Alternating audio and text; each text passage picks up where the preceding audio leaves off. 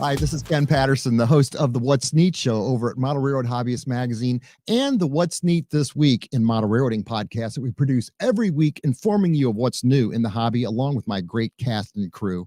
Now, if you like the NMRAx content that you're watching, don't forget to hit the like button and or subscribe, and be sure to hit that little bell icon so you're notified of when the next show is going to appear. It's crazy.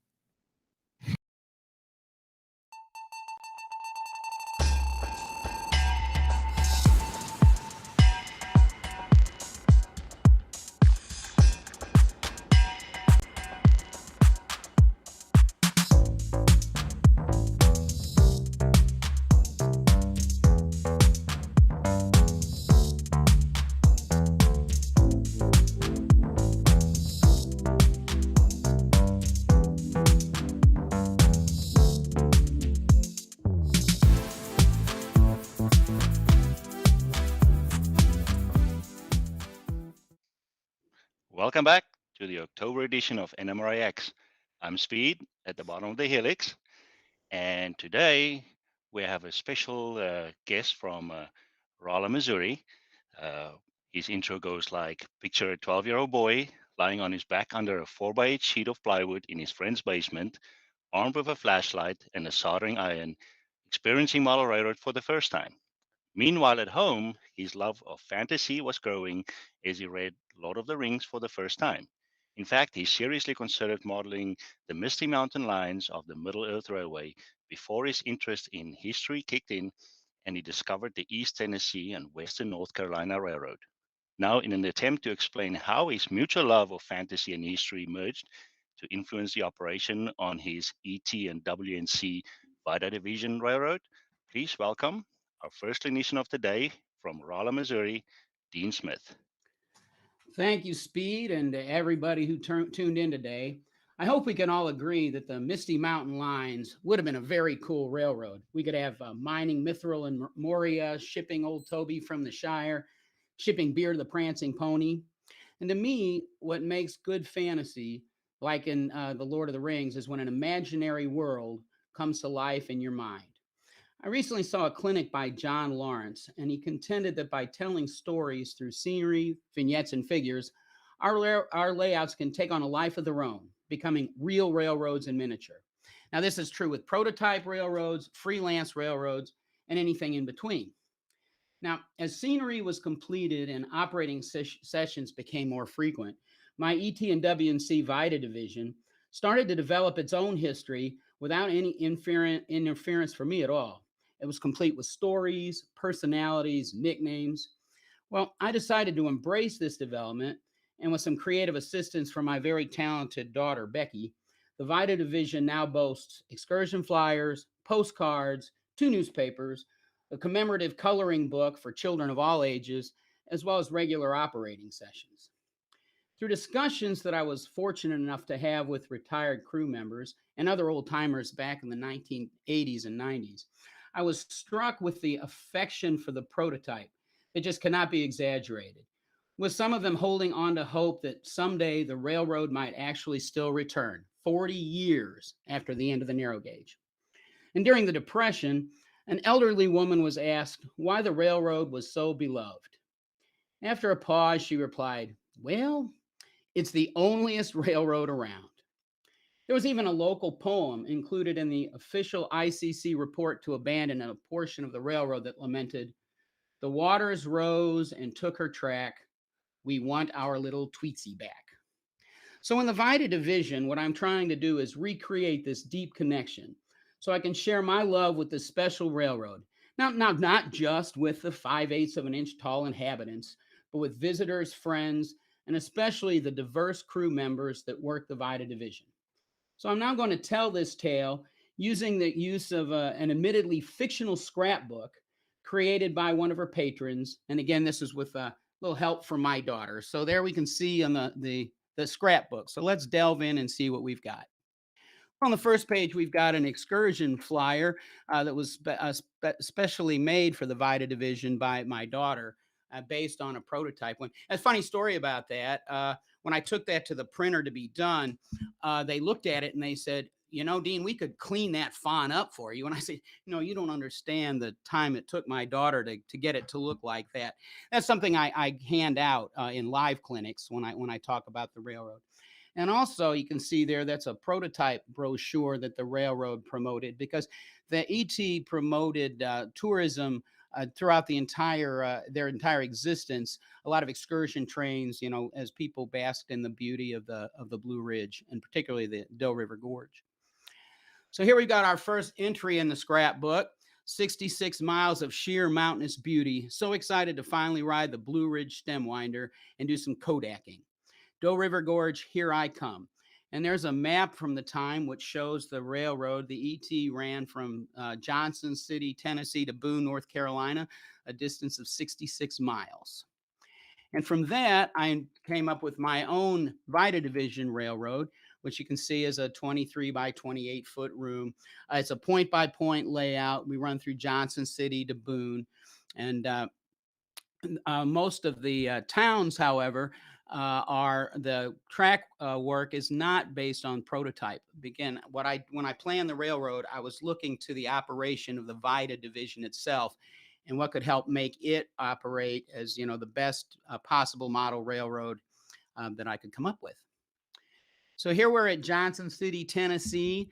We've got where the adventure begins at the Johnson City Depot. You'll notice sometimes in the photographs, I'm not sure exactly why, but the gentleman who made this scrapbook chose to take two pictures of a lot of things. So there we have the depot. Map of Johnson City again. There's industries within the yard limit, as well as as track for sorting cars, which we'll get into, and standard gauge operation. And there you can see one of my backlit control panels, which is how we control the track switches. And there's if you were in the basement, that's a look at east and west of Johnson City. And there we have the depot, and you can see there in the background the Main Street, Johnson City, which is again is where I chose not to follow the prototype all the time. Those two buildings where I tried to have the feel for the ET. But for instance, one of those models is Marcy's Mercantile, another is the Rose Hotel. These buildings are named after my granddaughters. And also you can see the number of figures that I like to put in. I put lots and lots of figures in my layout, again, because it adds to the realism and the feel of vibrancy. As a note, I also put in what my kids call Easter eggs sometimes. You might notice, no one has ever noticed this on their own, but if you'll notice the one gentleman sitting there at the depot looks a lot like my famous historical people from history, looks a little bit like Abraham Lincoln. There's a story behind that, how he could possibly be there in 1925. Again, when my fantasy love kicks in, if you've ever read one of my favorite books on Abraham Lincoln, which is Abraham Lincoln Vampire Hunter, it's one of the few that actually ends happily. Most of the other Abraham Lincoln books all end the same way, which kind of sucks. But now the adventure begins with the gentleman with the scrapbook, where he goes to the yard office and he meets Mr. Hobbs. Clarence Hobbs was the longtime superintendent of the railroad. And here in color, you can see that gentleman is looking at a blue book, which undoubtedly is one of the rule books. So I'm guessing that he's a prospective employee for the railroad, perhaps. And lucky for him, the first thing that happens is he gets invited into the yard office and gets to see the dispatcher's office, where here's his black and white photographs of the layout. And here it is in color. As I tried to make the crew's lives as realistic as possible, I kind of got to deciding that the dispatcher was being a little bit left out. So you can see there's my new dispatcher's office, and it's got everything that he can possibly need. There's a fast clock, there's the phones, there is the window. And if you notice in the upper, there's a miniature TV camera in the yard office. So where the full-size dispatcher sits is exactly where the 5/8 inch tall yard dispatcher would be sitting. and with a complete view of the railroad. That TV is a flat screen TV. A really neat effect. If you're interested in this, there will be an article in this year's HON3 annual on how I built it. And the last important thing on the dispatcher's office, you'll notice that cup right there. I'm a home brewer as well. I have a rule on the railroad that no drinking alcohol during the operating sessions. But my son Steven argued that, well, the dispatcher, he's not really around the trains much. So we have a don't ask, don't tell rule. We call it dispatcher tea. The dispatcher's office is right across the hall from the kegerator. So sort of a don't ask, don't tell thing about what actually goes in that cup. And then, of course, what happens the very first operating session we have with the TV is Tom McKenzie there, who's a longtime operator on the railroad, and he loves being the yard master.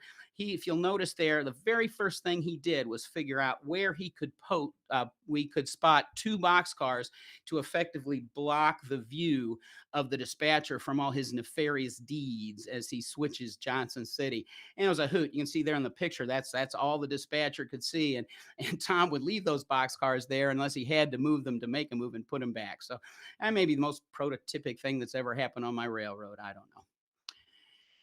Got some gifts from the dispatcher. The one there, that blue book, is the rule book, which all employees get a copy of, and it's got the rules of the railroad, a map, instructions on how we switch freight cars, run passenger cars, and a timetable.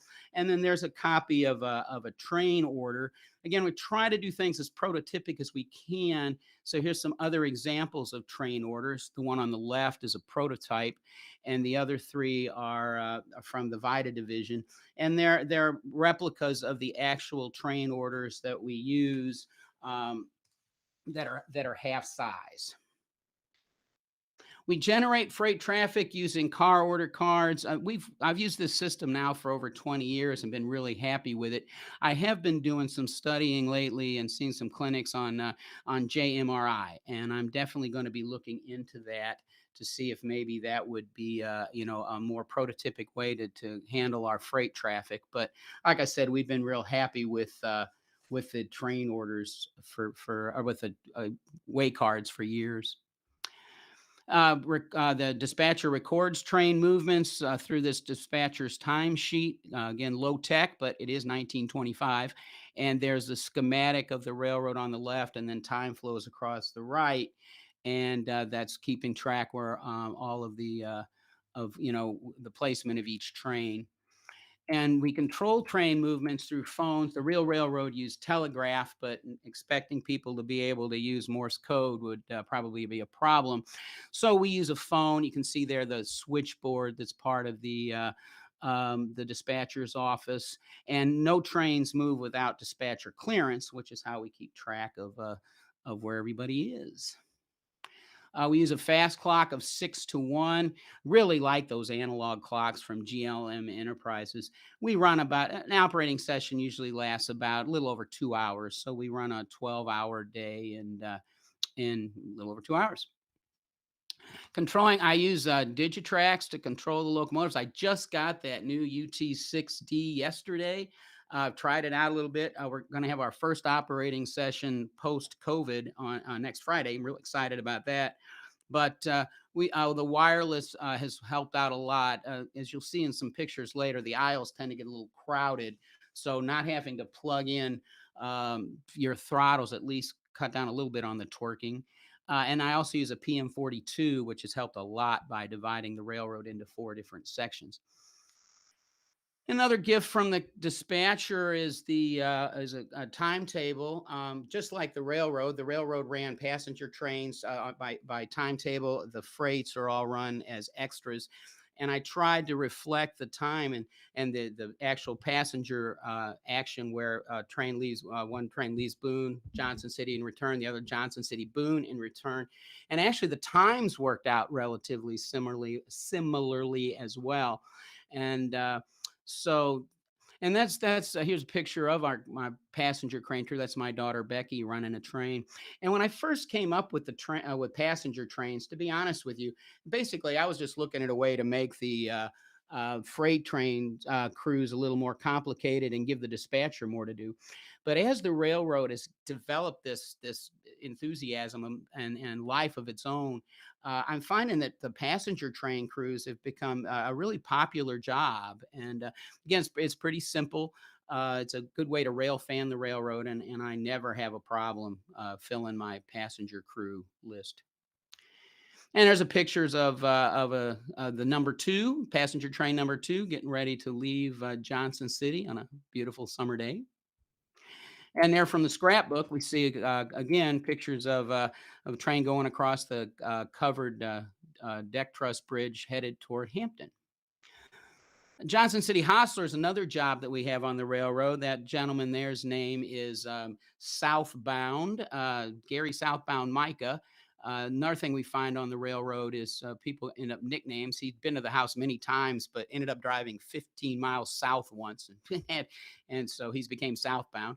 And there you can see we're coaling a locomotive there at the transfer trestle and getting water at the tank. Both of those are prototype from the railroad.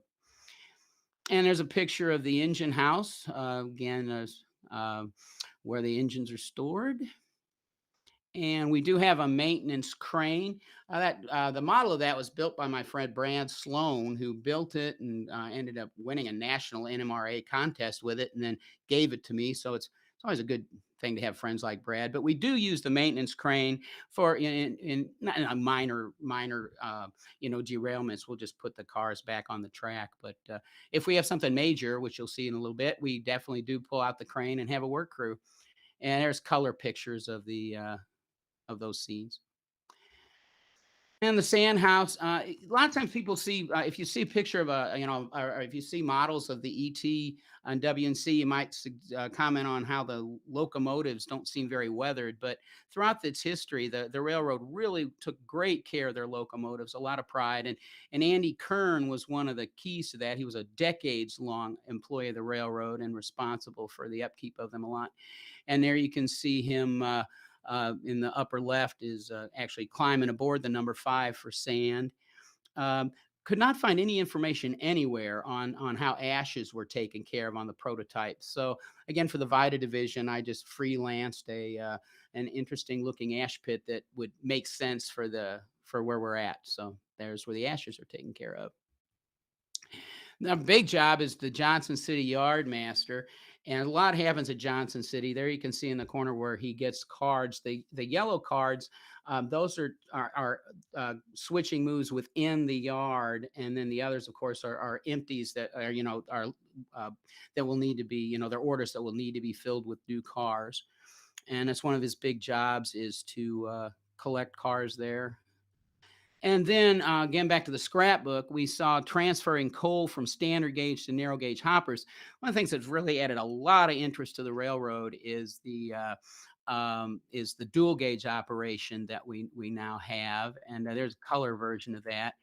And the railroad transferred coal and liquids, a lot of times gasoline, and there was a 6-inch tube that all we can figure is they actually like put the tube up, turned on the valves, and let gravity do its work. I'm guessing at least there was a rule, no smoking while we're transferring gasoline, but it was certainly before OSHA.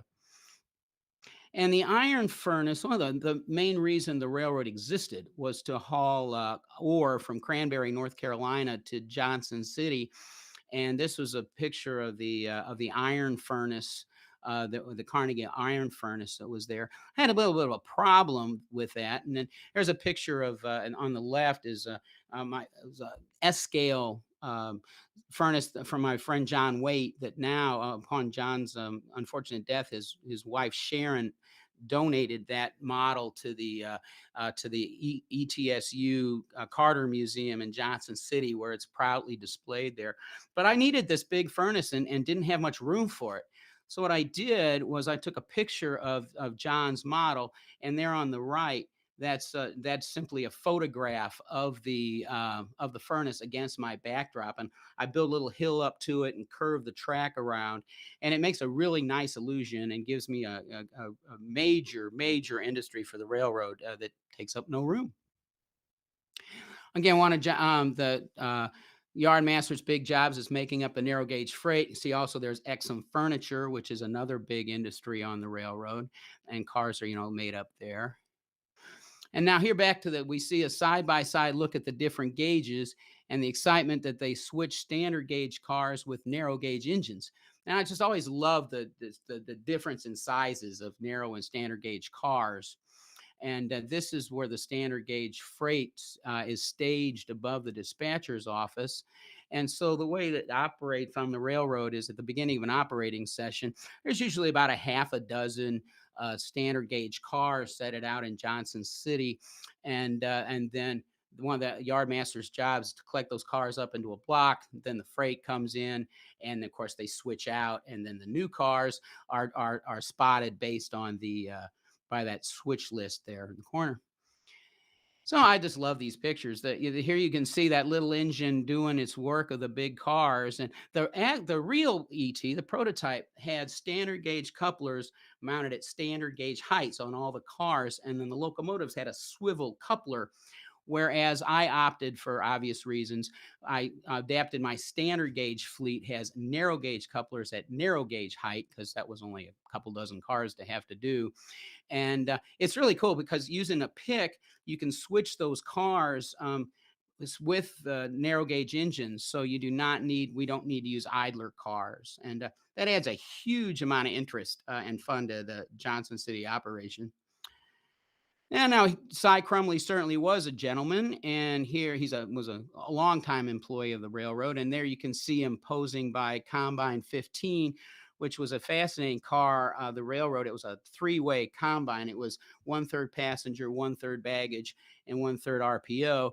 And then you can see where he's let this gentleman photograph the freight conductor's train book. And that's an actual 100% identical piece of the document from the prototype. A member of the Historical Society came across a train book from the 20s, and it was about half filled out and half not. So we were able to research it to see how it was filled out, and then photocopy the blank pages. So the document that my freight crews use is 100% just absolutely what the prototype did. So that's a nice little wrinkle. And there's a picture of some of my crews. You see, I live in South Central Missouri. There are not a whole lot of model railroaders around me. So I've got a very, very diverse crew. In fact, the majority of my crew aren't model railroaders at all. They're just friends of mine that I've talked into coming over and seeing what it's like to bring the VITA division to life. And as you can see there's all different ages and all different experience levels. But and don't sell little kids short. Carter there's 10. And I tell you what, he's learning quick, and he knows what he's doing, and he takes his job as right there. He's being a freight crew, and he needs some help with the switching moves, but he takes it seriously. And there we've got a picture of the freight leaving Johnson City, headed for Hampton and the Gorge and other parts. We can't pass across this bridge without talking a little bit about the Great Wreck of 19. One of the cool things with operating sessions is you never know when something might happen to add to the lore and history of your railroad. Normally those don't happen, but for instance, this was a major day. They still talk about it in the mountains, where the Great Wreck of 19 happened when Tom McKenzie, a new hire to the railroad, was switching Johnson City, and didn't realize that the standard gauge track ended at the bridge. So he took those standard gauge cars onto the bridge, and you can see the catastrophic accident that happened. Now, as reported in the Johnson City Chronicle, there the union went to bat for him, and he was actually got all back pay and was reinstated, because, believe it or not, the management did not have that end of that standard gauge rail with signage, as you can see now in the lower right. That has certainly now been added, but the only thing that happened to Tom McKenzie out of this whole thing was he ended up with his nickname, and he will forever be known in the VITA division as Short Rail. And now we're going into Hampton, and you can see there with the freight conductor's train book, where we're going to be dropping off some cars, and dropping off and picking up cars. They're always marked by milepost numbers. And there's a station. There's the map of Hampton again, designed to add interest to the railroad. There's some pictures of Hampton. You see on the left there. That's a, you might recognize that. That's a fine scale miniatures kit that I rubbed my daddy's back for like 90 minutes when I was a kid before I could drive to talk me into going to the hobby shop to buy that. And then that gas station on the right. My grandfather built that station, and in actually it was in Independence, Missouri. And my mom grew up there, so I already had these models when I decided to model the ET. Again, I decided that while they're not specific ET models, they definitely, fill the need for operation, and they have the right feel. So they proudly exist on the Vita division. And a few more pictures of switching Hampton. And then we're leaving Hampton. I don't know how that photographer managed to get that picture there on in the bridge. I certainly hope he wasn't hurt. But now we're headed into the Doe River Gorge. And look, he got to meet Bob Richardson. Bob Richardson was a well-known photographer that that chronicled a lot of the ET for several years, and that may explain why some of these pictures in the scrapbook could not possibly have been taken on this trip. So I guess they're ones he swapped with. And there we see a black and white picture of entering the Doe River Gorge. One thing I really wanted to do with the railroad is I wanted to get a feel like you were really going somewhere.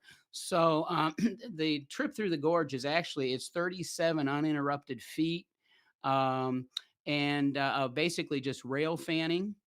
So there's some pictures again, panoramic pictures of going through the gorge, um, most primitive gorge in the eastern United States. And there's action there. You see there on the right, that's Party Point, where a lot of all passenger trains stop for Kodaking. At least all the excursion trains did. And then that gentleman on the left, I'm not sure exactly who he is, but I made him promise he will never say, "You shall not pass," when a train goes by. So I let him stay, and there hasn't been any problems. Again, you never know when something might happen to cause a story. Yes, Virginia, there really is a reason for Rule 19. Rule 19 states eastbound trains are limited to a total of 6 freight cars, not to include the hack, and had a new engineer who decided on a mixed train, decided to sneak 8 cars through the gorge. And you can see exactly what happened. That rule really exists for a reason. And we had a string line. And once again, we had to bring out the maintenance crew and get it sorted out. It didn't take us as long in real life, but it we still had to take care of it. And again, Kodaking at Party Point, big excitement there on railroad. You can see we got a picture of that going on, and hopefully those guys are firm-footed because it's a 70-foot drop there to the Doe River, and the scenery is breathtaking. And there's a couple more pictures of trains going through the gorge. I obviously still have few more trees I got to add. And headed toward the tunnel bridge. Most iconic things of the railroad in the gorge. The Doe River makes a horseshoe turn, and the railroad in just a matter of a couple hundred yards, bridges, tunnels, and then bridges again as it goes across the Doe. So there's a picture of the deck truss bridge. And this again must be a picture from Bob because it's going in the wrong direction. But this train is going across the other bridge into the tunnel. And there it is going in the direction we're traveling right now. And there's some color pictures of the bridge tunnel bridge. And then we're headed into Cranberry. Cranberry is a big operation, a hotspot on the railroad, milepost 34. See there we're getting water. And there's the map. Now, unlike all the other towns, Cranberry is designed the way the real railroad is. There's an upper yard and then a switchback and a lower yard. So a lot of switching there. This is where the home of the mine is. And there's some pictures, again, panoramic. You can see I don't have all my structures built yet, but I tell you what, those doing those mock-ups is a big, big help because it really adds to the realism to even have the models done that far. And there's Brad Sloan, who loves being the Cranberry yard master. And the way that this yard operates now is Brad does the switching down below, or whoever the yard master is, and then will take a cut of cars for the eastbound and a cut of cars for the westbound freights, who then just switch out cars at the upper level.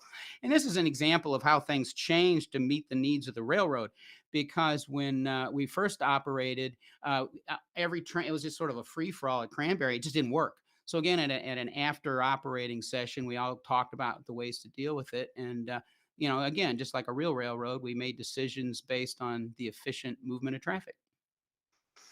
And there's pictures of the depot and the general store, and had a little personality there, a little yummy egg salad sandwich with a nice juicy pickle. Cheerwine and moon pies are famous in the area, and everybody knows what a moon pie is. A cheerwine is, well, let's just say it's an acquired taste, but a lot of people in North Carolina like it. And then there's the mine, that kind of funky looking building in the middle that looks like Dr. Seuss might have designed it to put on Mulberry Street. That's the concentrator. And it was a metal drum that crushed the ore to pea size. And then the tailings fell down below. And then an arm came up and scraped the iron off of the drum onto another conveyor to a different tipple. So I'm able to model that, and the two different sidings. And I also have an ITT sound system under there, sound module, so I can play the concentrator. Those are fun, but we don't use them during operating sessions because it just gets a little bit too much. And then some pictures of Switch and Cranberry, both the upper and lower level, and a picture of the depot and the general store. And again, I put a lot of figures in my scenes because it just really, pops them to life. Now, passing in between Cranberry and Linville, you see there's a fill there, and it's a brand new looking fill, and there's a reason for that. When the railroad bought the Linville River Railway, there was a lot of trestles on the railroad that they filled with tailings from the mine. And so you see there, they lamented that the Linville trestle was spectacular. It's a shame it will soon be nothing but a fill. In fact, one of the jobs of the Cranberry yardmaster is that sometime during operating session, he takes 2 cars of tailings. Of course, he needs the dispatcher's clearance because he's on the main, and spends 30 scale minutes on the trestle, dumping the tailings to help fill the trestle. Now, there you can see I'm modeling it in the process of being filled. There's the culvert down there. Now, trust me, there are hundreds of those little nut bolt washer castings on that bridge. So this thing ain't never really going to get filled in. But it's a good way because I love trestles, to have the trestle, but also to tell the story of the railroad as they fill it in. Headed into Linville, milepost 46. There's again the train conductor's freight book. Those of you old timers might recognize that track arrangement. That is, yes, indeed, that's a time saver switching puzzle made famous by John Allen. We don't operate it as the game, but I often consider getting rid of it because it's obviously not very prototypic. But my crew loves it, and when they're not cussing it, and it's also it's cool the way that people figure out shortcuts and different ways to make to block cars either at Cranberry and Shoals Mills in anticipation of Linville. And I once had a new operator who really struggled there, but he got through it. And he said, and I explained some hints, and he said, "Well, yeah, that just takes experience." And I said, exactly. That's what is so cool about it, is that, as just like on a real railroad, as your operators, have more experience, they learn the shortcuts. And fortunately, all my people are very, very willing to share their ideas, both good and bad, with new people. And there's some pictures of Switch and Linville. That the depot down there is covered with chestnut bark. As a cool story about that, it was when the railroad went out of business in 1940. It ended up being a private residence.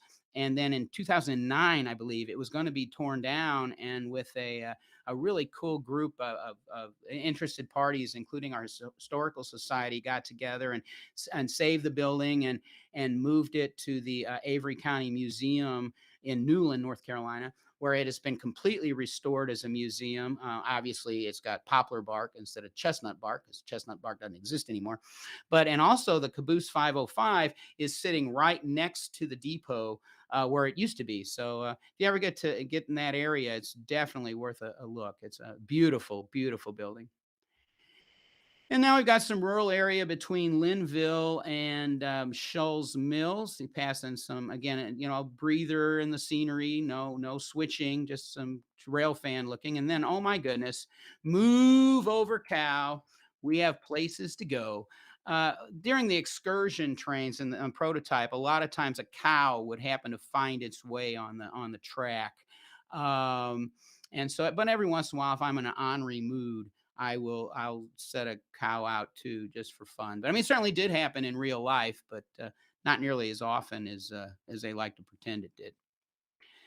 And again, there's a farm along the way. The first book I ever bought, it was fun, easy to build model railroad structures, and it had that farm in it. And I fell in love with that farm when I was a kid, and I decided that I was going to model it someday. And there you can see again, it's mocked up. Those little chickens in the corner, they move. They're like caffeinated, but it's a hoot and holler. They peck really really fast, and I hate to admit that the two things that get the most comment on my layout, one is the obviously the dispatcher's window, and the other is them chickens. So they definitely keep things a humming. Now we're in Shoals Mills, milepost 58. Again, you see the switching that's done there. Shoals Mills is the home of the Boone Fork Lumber Company sawmill. And there's the map again of it, just some passing siding and some switching. There's a picture of my model. It's a board by board construction, interiors all done. Um, it's a big industry for the railroad. I wanted to have sound in that model, and when I built it, it was before the ITT things were available. So what I did was I've got an old VHS tape of the last Oregon steam powered sawmill, and hooked that up to my cassette player, and I just simply kept pushing, pause and play, and then there's a automobile tape recorder underneath the layout with that cassette. And I just, when I turn it on, it plays the cassette. Works out really well, and I can put any cassette in it I want. So, truth be known, like for instance, Simon and Garfunkel has had a concert there, but I mean, usually it's just the sounds. And there's some pictures of it. We're switching Shoals Mills, and then headed toward Boone, the end of the line. You see, I haven't finished the water yet, but that's the splash dam that to make the log pond as we head into Boone. And Boone, North Carolina is the end of the line. See, all the little check marks are done. Um, Boone is the home for the Appalachian State Teachers College. So you can see there's a postcard of one of the buildings, and my mock up of my soon to be built administration building for the college. And there's the map of it. You can see there's a Y for turning trains.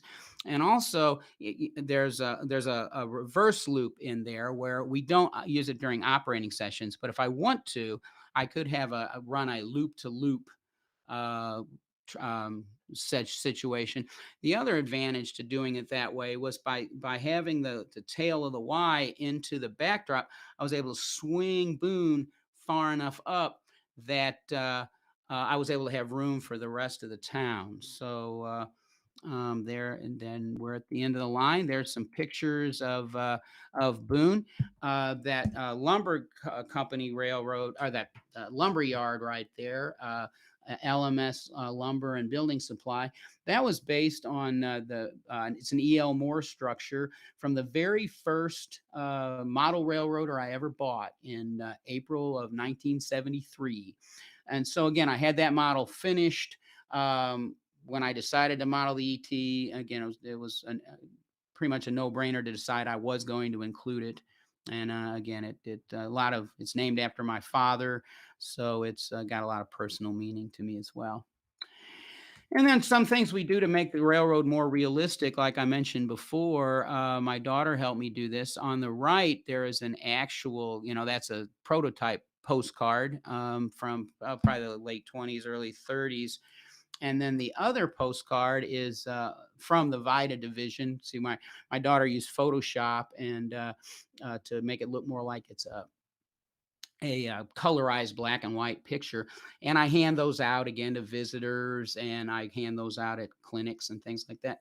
Now below, you see, you can find a interest group for anything, and there is an interest group on post offices in North Carolina, And that postmark is an exact replica of the actual postmark that was used in the Combine 15 car that I mentioned earlier. And train 2 means it was from the train that ran from Johnson City to Boone. And so I give out the postcards, I send them to people, but the only way to get a postmarked postcard is to actually to be a member of the crew on the railroad. So if you ever make it to Vida, Missouri, I hope you do, and work an operating section on the Vida division, you'll be given a piece of cardboard.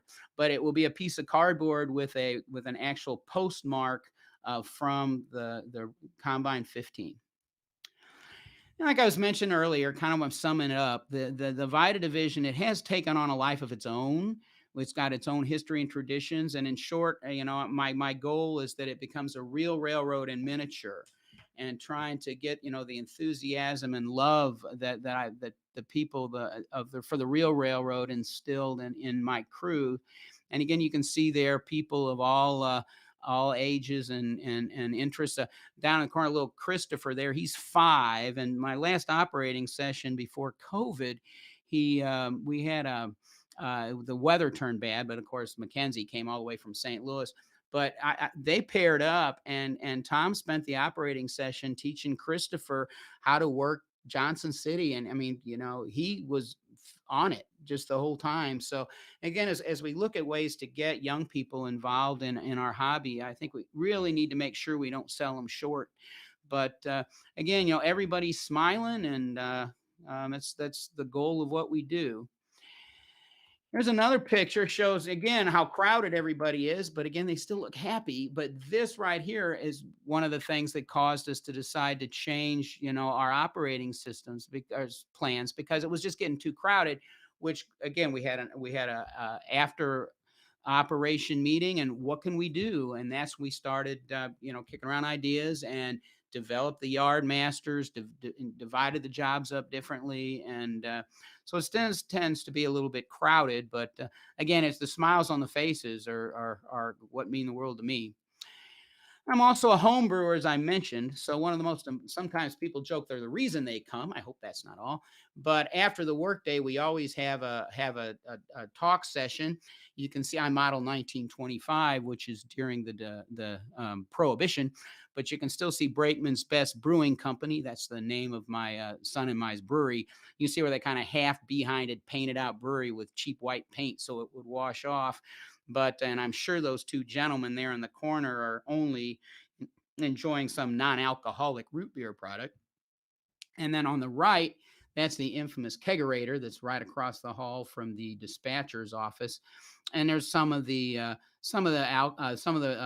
beers that Stephen and I have made over the years. And we always have a non-alcoholic root beer as well, homemade. So in fact, I just finished that the other day. It's now being carbonated, so it'll be ready for Friday when we have our first operating session. This train is bound for glory. The brakeman has resigned. I'd like to thank you for attending my clinic. There's my information. I do have a few thanks that I'd like to give out since I have a couple of minutes left. Contributors to this, my wife Sandy, we took advantage of her 3rd grade teaching skills, and we call her wordsmith. She's the one who did the writing on the scrapbook. And then that little Marcella, she's 7 months old. And when I was practicing this clinic, she sat there like that the whole time and didn't fuss until I was done. So there's again, hopefully I got a budding new little model railroader in the works. And then my daughter Becky, who did all the Photoshop magic, that's a picture of her. At 3 years old, helping me with the sawmill. And then, about a year ago, doing her best Hermione Granger impersonation as she elevates the sawmill out so I could work on it. She originally refused to take any money for it, but then we found this check from the ET. And came across the fan site, and she was able to work her name into that. So instead of not nothing, she's getting paid $151.52. And amazingly, that September 5th, 1925 date was not changed. And I model 1925, and the first time I gave a clinic with this scrapbook was September 5th in Hickory, North Carolina. So that's pretty amazing. And then she needed a picture of me. The last job, since I was talking about the different jobs on the railroad, that's me. You know, we've all heard that before. Let the dang thing jump the track and see who catches hell. And Becky said I needed to put a picture of my best side on there, so I did. You can tell I designed the railroad a whole lot when I was younger than I am now, but I was able to make that stretch and get all those trees in. So anyway, I'm going to go back up to this slide there so you have my contact information. I hope you enjoyed your trip on my railroad. I've certainly enjoyed presenting the clinic. I want to thank Speed for giving me this opportunity. I'm starting to learn more about NMRAx myself, and actually watched a couple. I did one on JMRI just the other night. So thanks again, and I guess we're going to open ourselves up for questions pretty quick because I am 30 seconds away from my mint time. So thank you all very much, and I hope you enjoyed my clinic. First question, what year is your layout set in? 1925, although some of the compromises that I make are temporal as well. You might have noticed the picture of the TOFC car.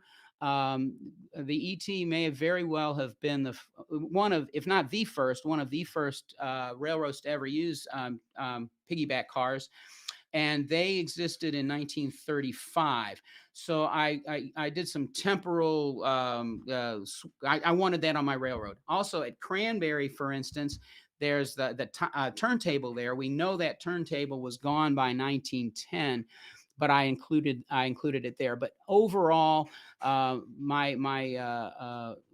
year is my time is 1925. And you added the narrow gauge because it was there? Well, the railroad is narrow gauge. I mean, Okay. the railroad is entirely narrow gauge, except for, sorry if I didn't make that clear. The standard gauge is only at Johnson City. The Okay. ET and WNC was a narrow gauge layout or railroad. Apologize if I didn't make that clear.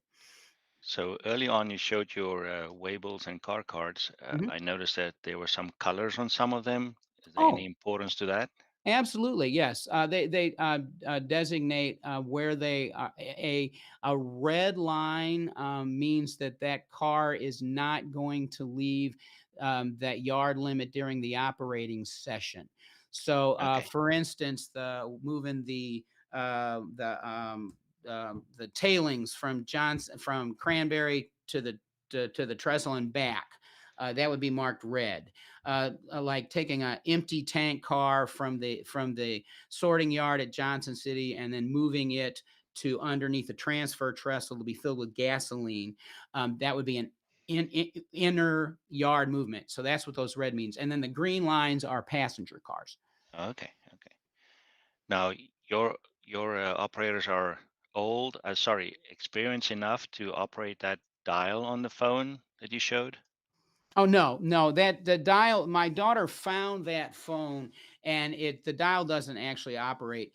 There's a switchboard that is used when an operator picks up the phone, a light lights up on the switchboard. There's also, I didn't mention it, but if you look on that, there is a out of station phone as well. So if you have a problem if you need to contact the dispatcher and you're not in a town, there is an out of station phone.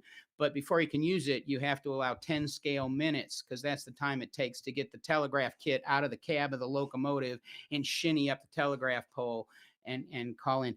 Cool. If anybody is really interested in the next HON3 annual, like I mentioned, there's an article on that entire dispatcher's office, including how I did the window and the circuitry and how that phone works. And that's a great system. It was devised by a friend of mine named Bob Woodley, and it's a very usable, very very good system for using phones on a railroad.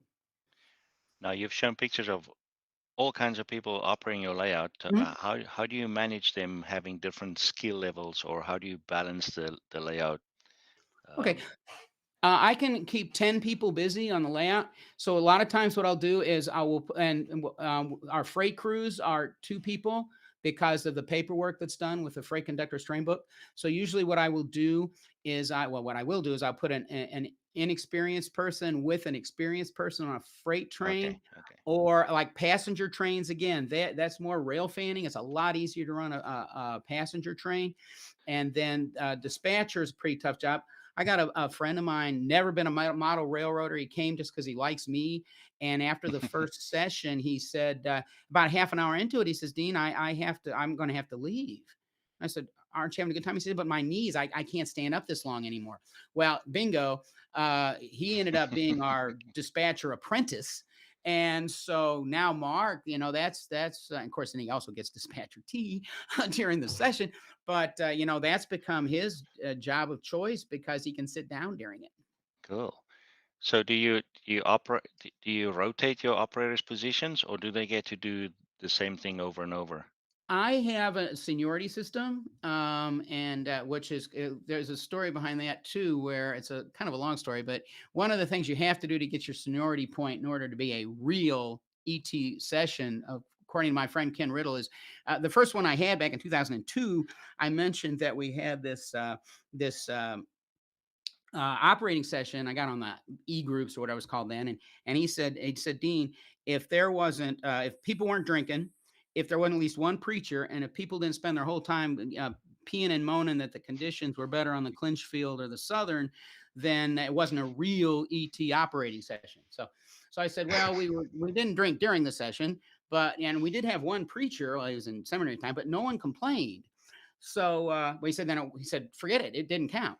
So one of the things you must do on an operating session on the VITA division is you have to at least once find something to complain about. Believe me, it's not hard to do. That things were better on the clinch field of the Southern. And then if you, once that happens, you get a seniority point. So we do have a seniority list.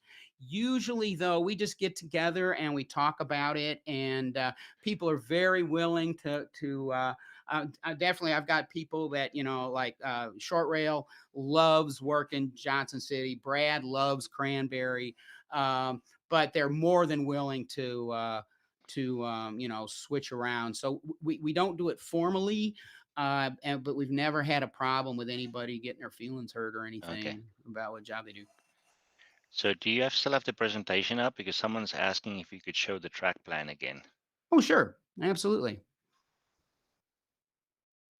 I'm going as fast as I can.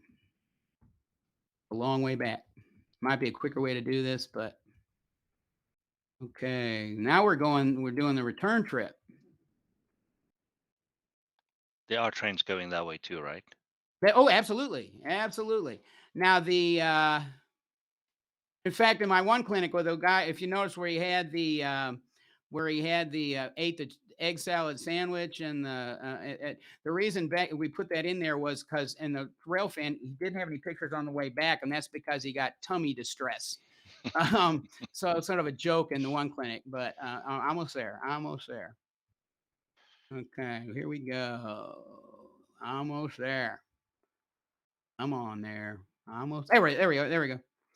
And now I don't show it, but and where it says West Johnson City, there's a reverse loop in that room. That's where the dispatcher's office is. So the dispatcher sits in that room at a desk with the trackware going above him. And then he has a computer screen or a TV monitor where you can see that camera. Well, yeah, but I mean that's just a window. It's Correct. it's nothing but it's the exact same scene that the 5/8 of an inch tall dispatcher would have if he sat in the yard office. So Okay. it's really cool. I mean, I tell you, I mean, it adds nothing to the operation. But it is so fun to sit there and watch the trains move in real time. It's just it really adds a lot. And then someone wants to know who painted your figures. I did. I what I do is I first spray them with gray, like Tamika, is that how you pronounce it? A primer. Let that dry at least several days, and then I use washes of. I'm old enough, and I guard it like Schmaw guards his treasure. My flocal paints, but You better believe it. But I don't paint them. I like flow the color onto them over that gray, and then after that, I hit them with a coat with a black India ink wash, Uh-huh. and then spray them with Tester's dull coat, and then go over them with chalks. I Okay. just a shiny figure just doesn't do it, and those chalks make sure that they're dull. So now So a few more. my backdrops were painted by my friend Sharon Waite. That's the Okay. only thing on the railroad I didn't do myself. A few more quick questions, and then we Sure. want people to go over, if you're willing, to the werby.com/MRL Aussies Yeah, to that's the ask more one that's on the questions. email. I'll do that as soon as Yes. I'm off here. Absolutely. They want to know if your chickens actually move and who made them. Yes, they do. They're not available right now. I got them from my friend Alan Pollock. You could look up just if you look them up, you can find them online. I haven't been able to find them in stock anywhere. It's a German company. They make lots of different movement things. Some of them actually are like really like X-rated, but I wouldn't buy those. But they've got one like of a woman beating a rug and somebody fighting a horse. But they're little chickens. Yeah, they're caffeinated and they're a little noisy, but yeah, they peck like crazy. And Oh, it comes as a module. You don't build it. I just took it. It's about a 2-inch diameter circle, and I built that into the scenery, and then really carefully worked the okay. scenic material around it so I didn't glue them down. But yeah, they peck like nuts, or like crazy. And then the real big question is there a real scrapbook? No, no, there is not. That scrapbook is 100% a figment of PowerPoint's imagination. Although, it would be really, really fun. And I've kicked around the idea of making it. That was just it kind of, when I was, the reason I modeled the ET was it's sort of similar is I decided I wasn't going to model the Misty Mountain Lions, although that would have been cool. And I Hmm. was looking for a prototype that met, the Givens and Druthers back in the day from John Armstrong. What I wanted to have as a system, because I wanted realistic operation, but I didn't want a lot of stress, and I wanted what I modeled.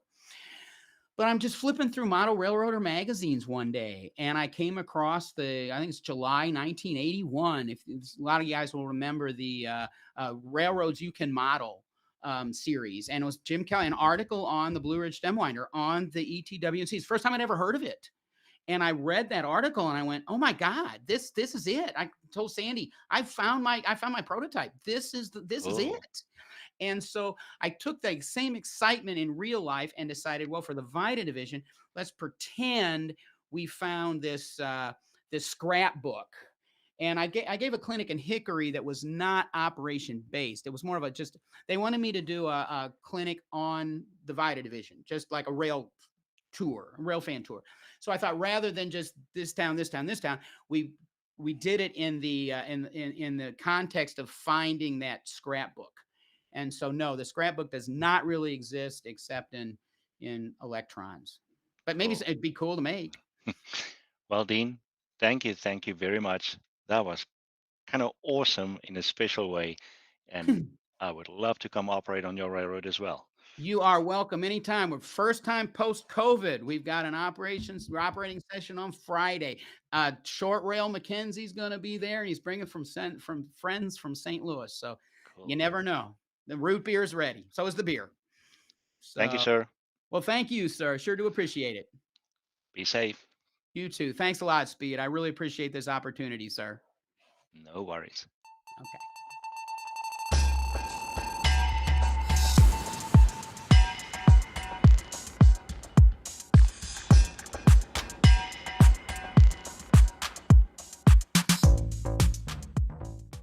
Did you want me, Marty? Marty, come back. Don't get a sandwich just yet. You want me to do another one? Okay. All right. Hey, everybody out there in Facebook. No, where are we at? Oh, we're in NMRAx land. This is your old buddy Lionel Strang from Modeler's Life. You just, I bet Modeler's Life, modelerslife.com. You just go there and you'll hear all kinds of podcasts. Anyways, Marty wanted me to come on here and remind you that if you like, excuse me, I need my green sunglasses for this part. He wanted me to come on here, waste your time, and tell you that if you want to see more of these NMRAx videos, just click, make sure you subscribe, and then you click this little bell icon, like you always hear Ron from Ron's Trains and Things. Hi, I'm Ron of Ron's Trains and Things. He always says, click the little bell icon, and then you get notifications after you subscribe. How much am I getting paid for this, Marty? Well, do I get a check or something? Wouldn't it be easier if they just mailed? I'm thinking it would be easier if you just mailed the videos to the individuals, but you know, Marty knows better. See ya. Modeler's Life. Follow Modeler's Life too. Bye.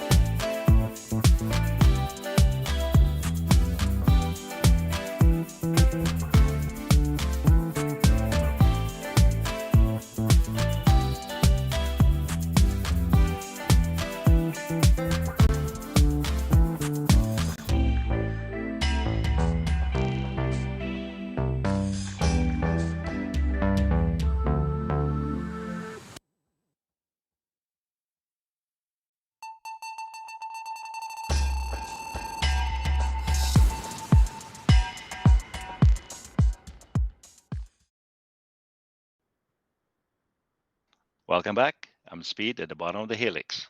Our next presenter is the chair of the NMRA Publications Committee and the editor of the Lone Star Region's Marker Lamp magazine. By day, he's an architect and professor of architectural history and design in Austin, Texas. Please welcome Riley Triggs.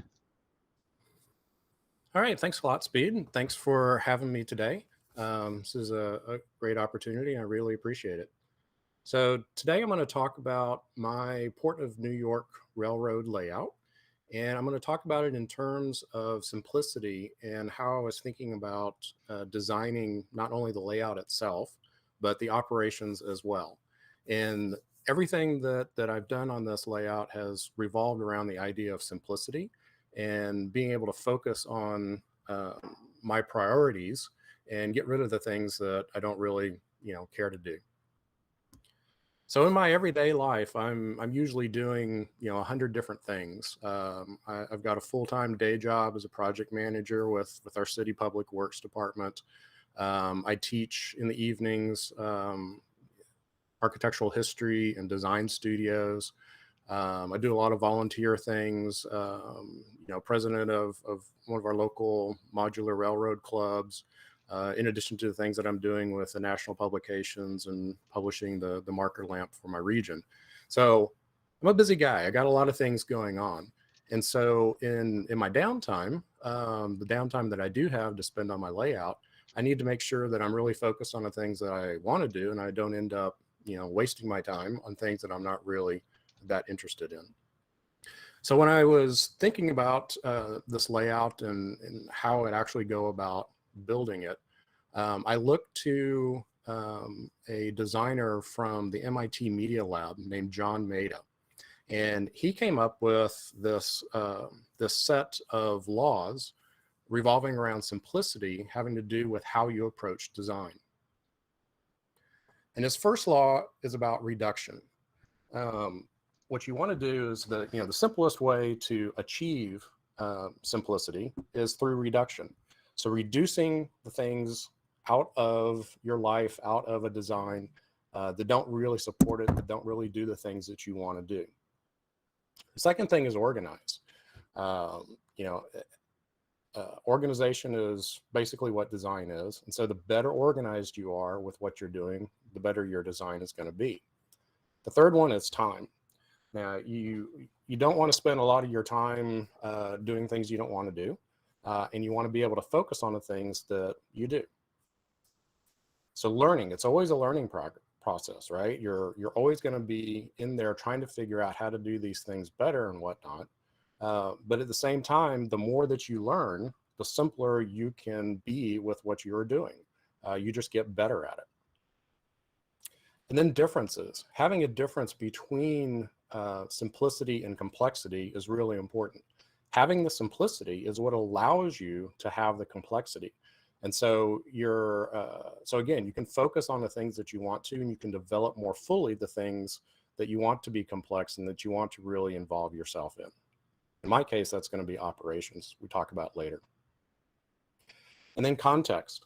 So the context of simplicity, can include not only those very things that you're focusing on, but larger issues and things that are kind of at the periphery or just outside of exactly what you're doing.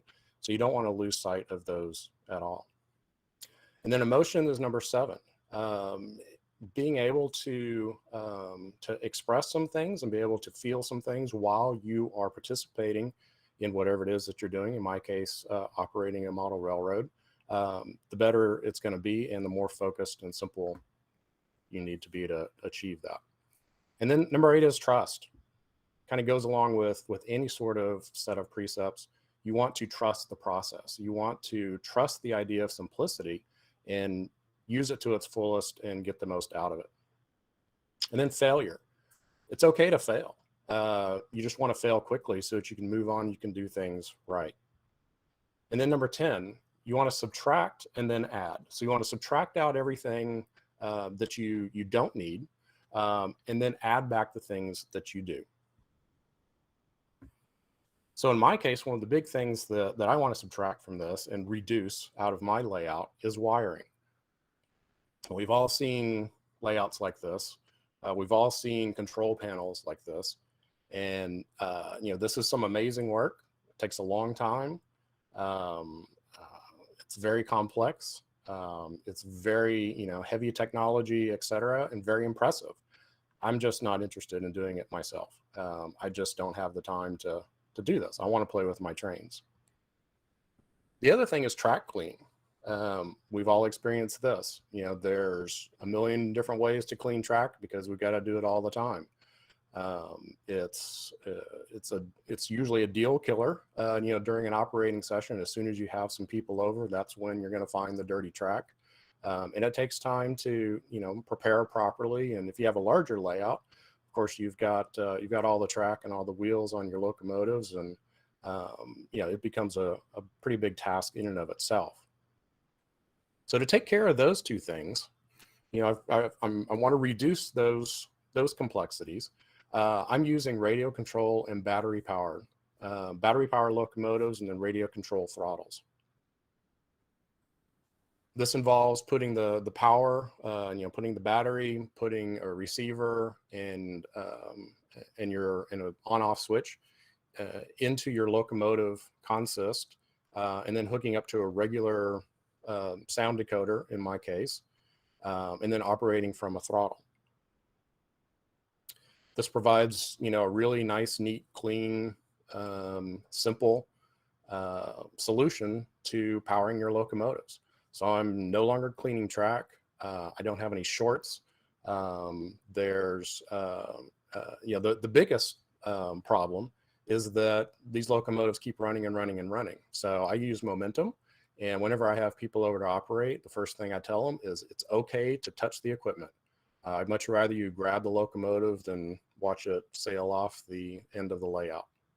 So by reducing the wiring, worrying about track cleaning, all that sort of stuff, now I can concentrate on running my locomotive. Switch control. This is another huge area that you get into. All the complexities of the wiring, the logic, the control panels, all of that is stuff that I just simply don't have time to do, or else I would still, be underneath my layout. Hours and hours of wiring up, pre-wiring tortoise engines, pre-mounting to make the process simpler.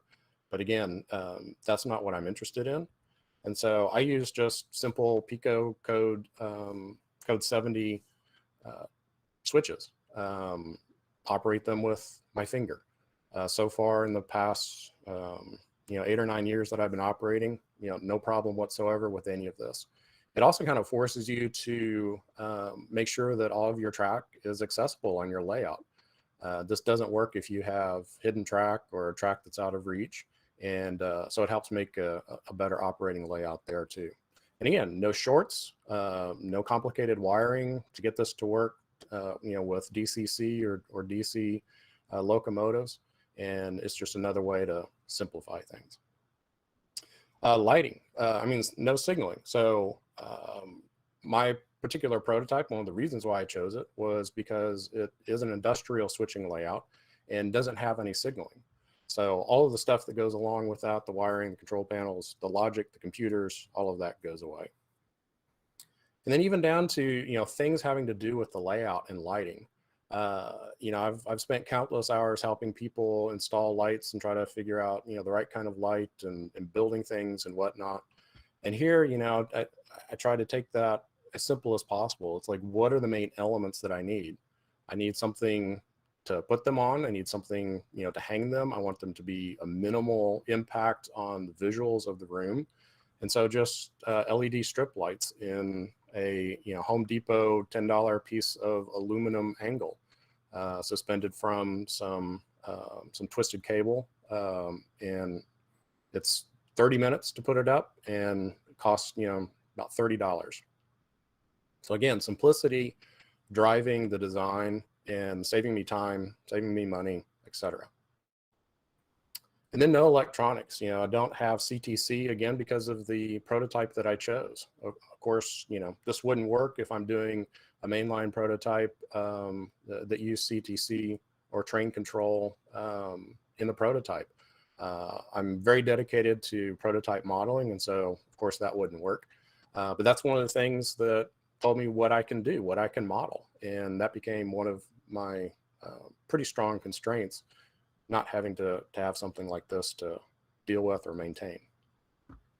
And then during operations is really what I've geared my layout towards and what I'm really interested in doing. And this could be several hours of clinics back to back to back on what the best way to operate is. I grew up in model railroading using a car card system, and it works really well.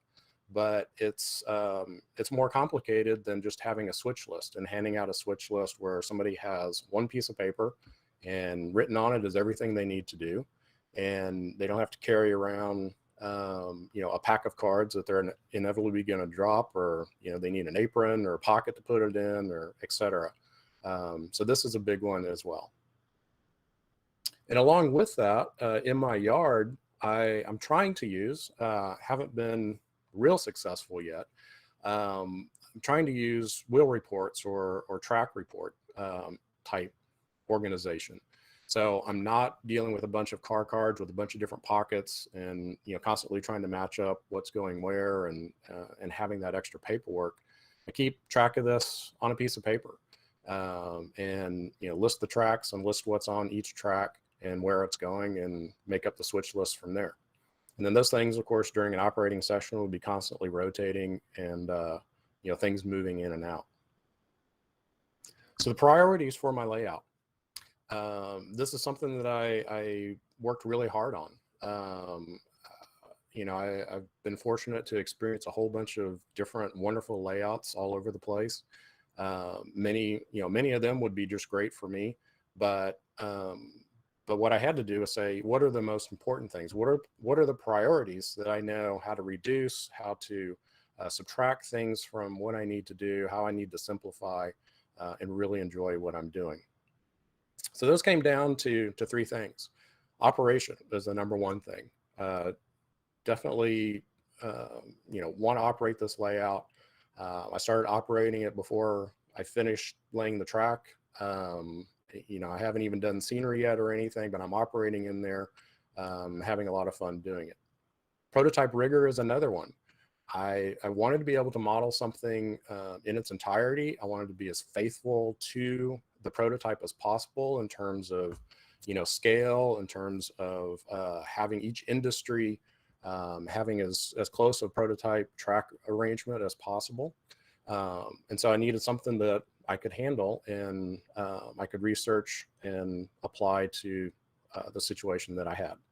And then the other big one is low maintenance. Again, going back to wiring, track cleaning, shorts, all that sort of stuff. I just don't have a lot of time and a lot of help to go around maintaining something all the time.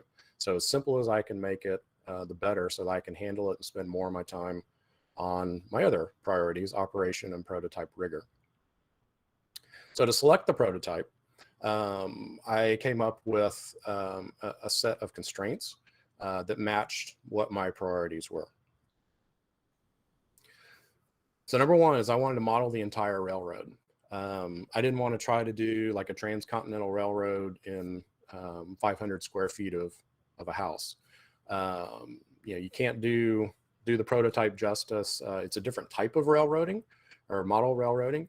It's a grander scale, and what I wanted was to actually get in there and do lots of switching. And so industrial type layouts obviously do that a lot, and fit the space that I have and the time that I have, et cetera, et cetera. The other thing that I really liked, the first generation diesels. I love the little guys. I think they're amazing. And so I wanted to be able to set my prototype in that era of first generation. And then I wanted to have a significant yard. Being a yard master is one of the things that I really like to do. And I think it tells a lot about a railroading story to be able to have a yard, so that you have the yard generating the traffic, accepting the traffic, and you get a sense of how an entire railroad works. And that's one of the reasons why I wanted to model an entire railroad, so I could see how all those things work together, and how each component of a railroad works. And then an urban setting. I'm an architect. I love buildings. I love the idea of cars going, rail cars going inside of buildings. I just think there's something magical about that. Also street running, the idea of trains and cars in the same space, I always thought was pretty cool. And so I wanted to make sure that I was able to do some of that in the layout that I chose to do. And then car floats is the last thing. Again, kind of a magical railroading thing to me, seeing these, huge rail cars go on car floats out in the middle of a huge body of water. It's just an unusual thing. It's a neat thing. And so I wanted to incorporate that into my layout. The constraints that I had, space was number one. Had about 500 square feet of space that I could use.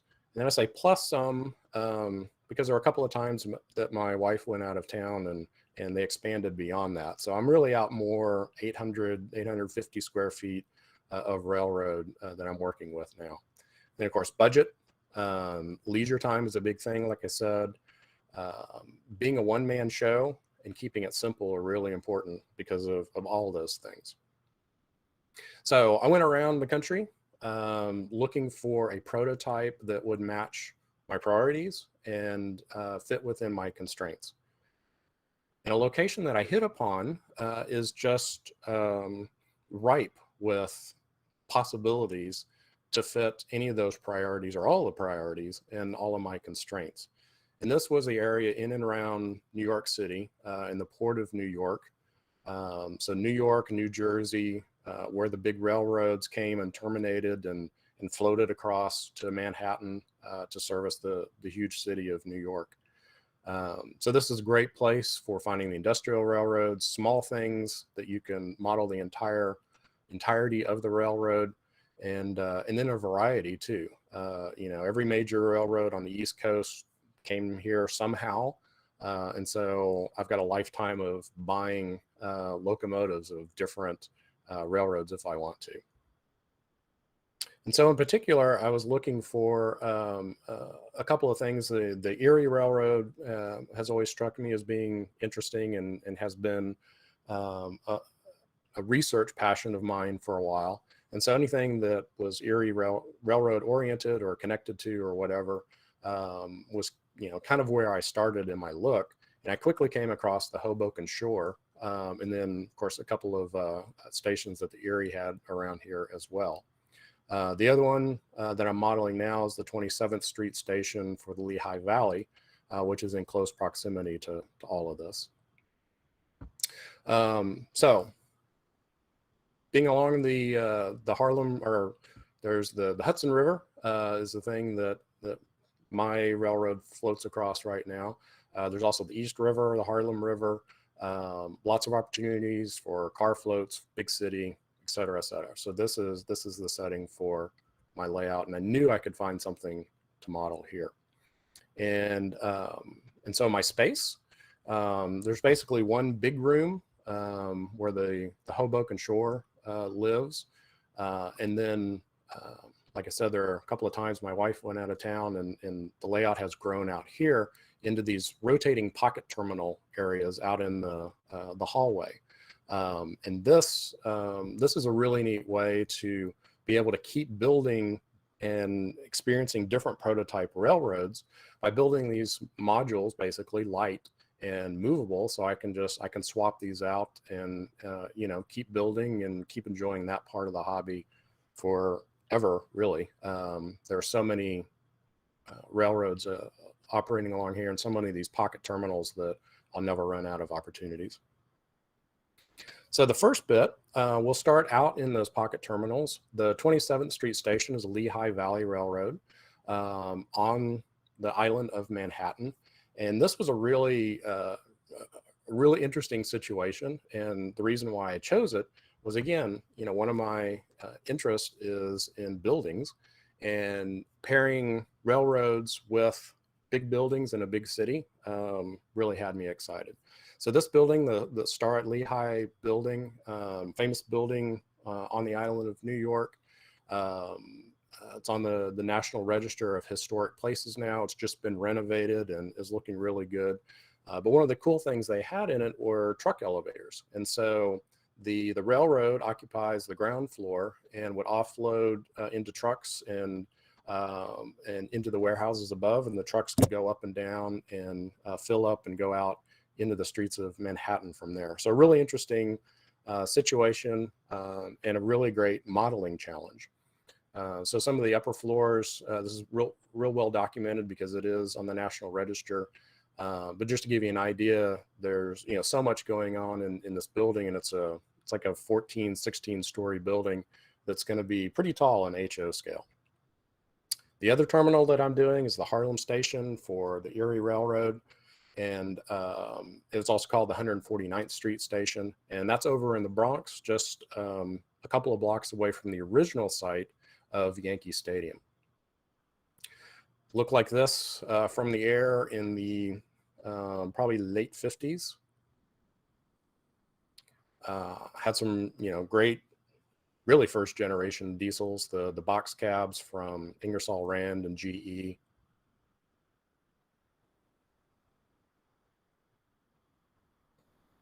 And this terminal operated, you know, well into the 60s, maybe the 70s as well. I don't recall when the cutoff was, but lots of changes, of course, through the years. But a bustling hub of activity. And this is a photo that was used in I think it was a John Armstrong book, and then also it was in an NMRA calendar one year. But you can see just all the possibilities for what's going on with the little freight station, with the car float, offloading bulk goods like coal. You know, a really interesting, bustling little terminal, and it's not very big. These are some historic maps put together from different places. They're different times, different and varying levels of exactness, and so I had to kind of cobble together what I thought was what actually happened during my time period, and then coming up with, you know, plans and whatnot to build it, figuring out how these things were, you know, were going to be scenic and etc. So again, what happened? My wife went out of town one weekend, and I wanted to build one of these, but I had no place to put it. And so I thought, oh, well, there's a space over the stairway that I'm not using. And so I built it up there. And when my wife came home, she went up the stairs and she was like, oh, that's weird. The stairs are kind of dark. And of course, it was casting a shadow. And she was surprised when she got to the top, but hasn't complained too much because it's still there.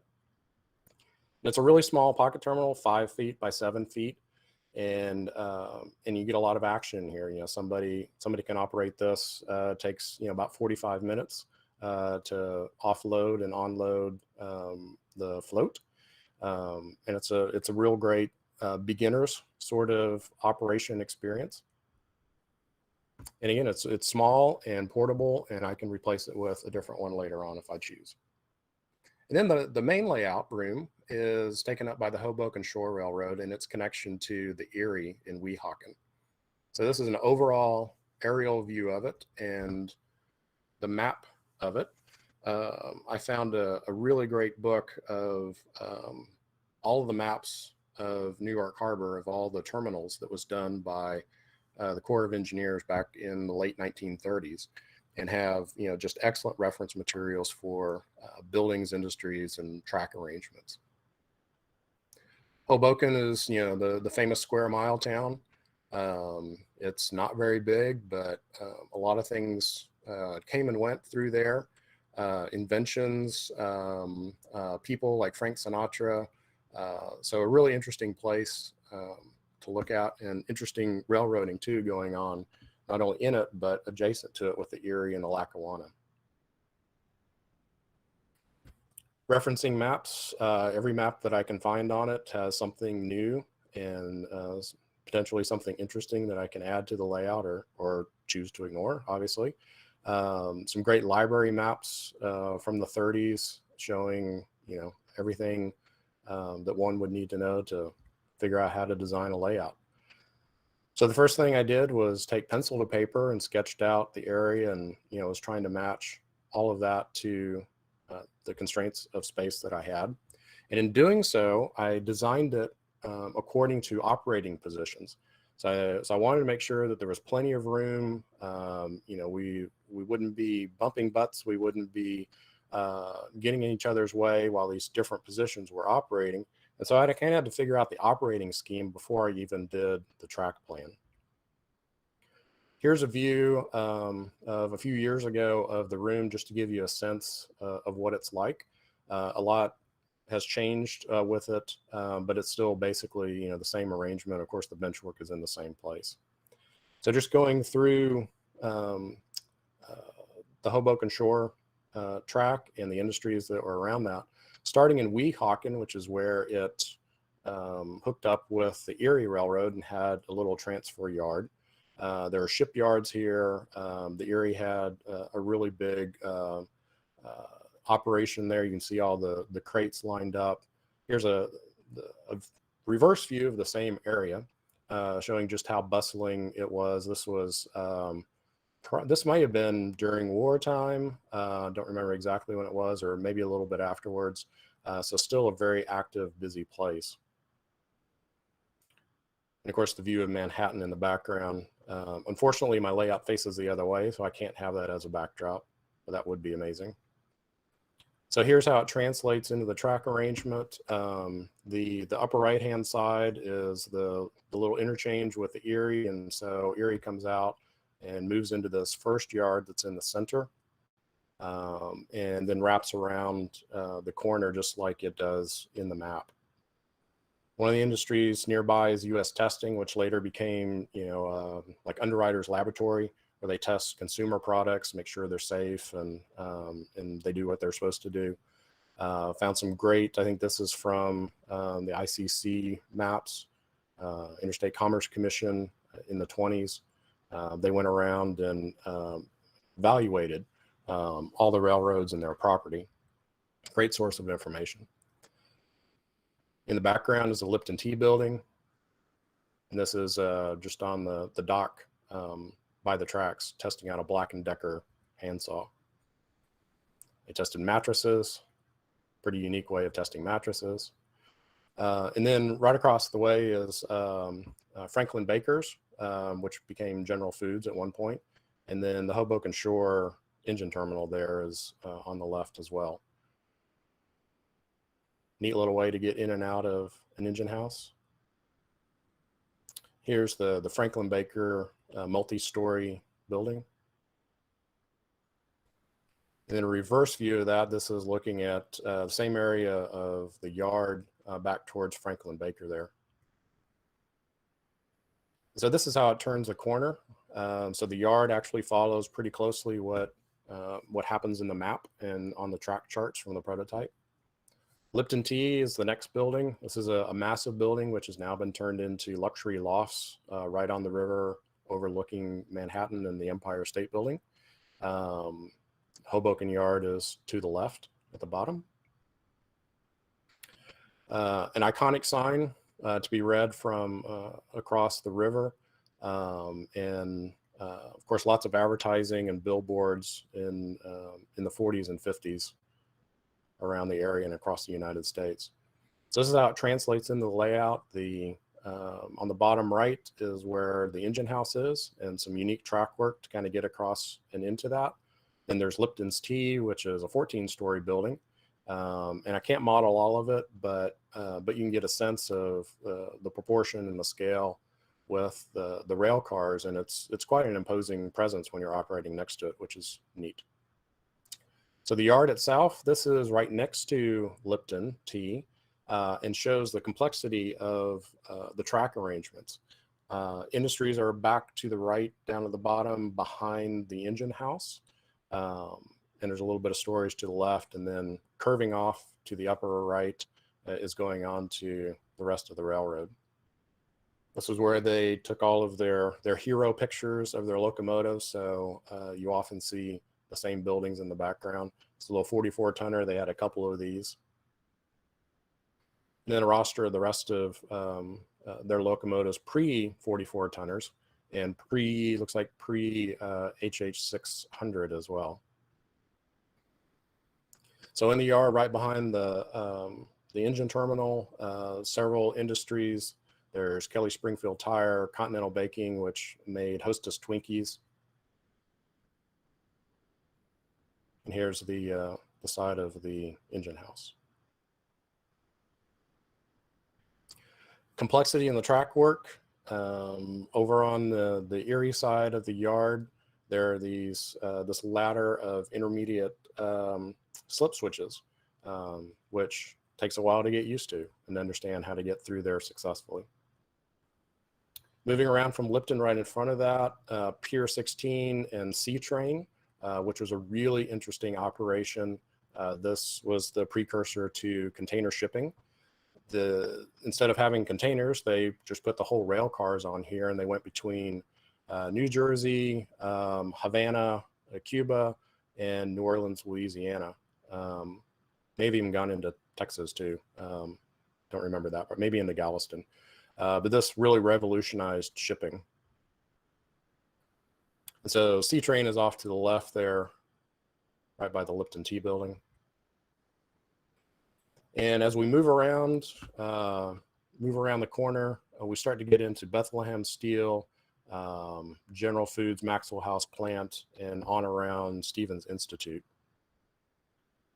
So here's an aerial view that shows all of the rest of the railroad, and you know, how it kind of snakes along the shore of the river, which is really cool, and all the different industries and places that are serviced by the Hoboken shore.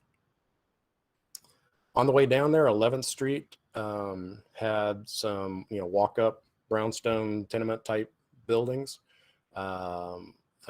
I'm going to be able to model one of these streets. And here are some of the ruffians that hang out.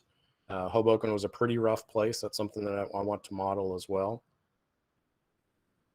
And here's how it's translating. I'm doing massing models for all of my buildings so that I can get the scale right.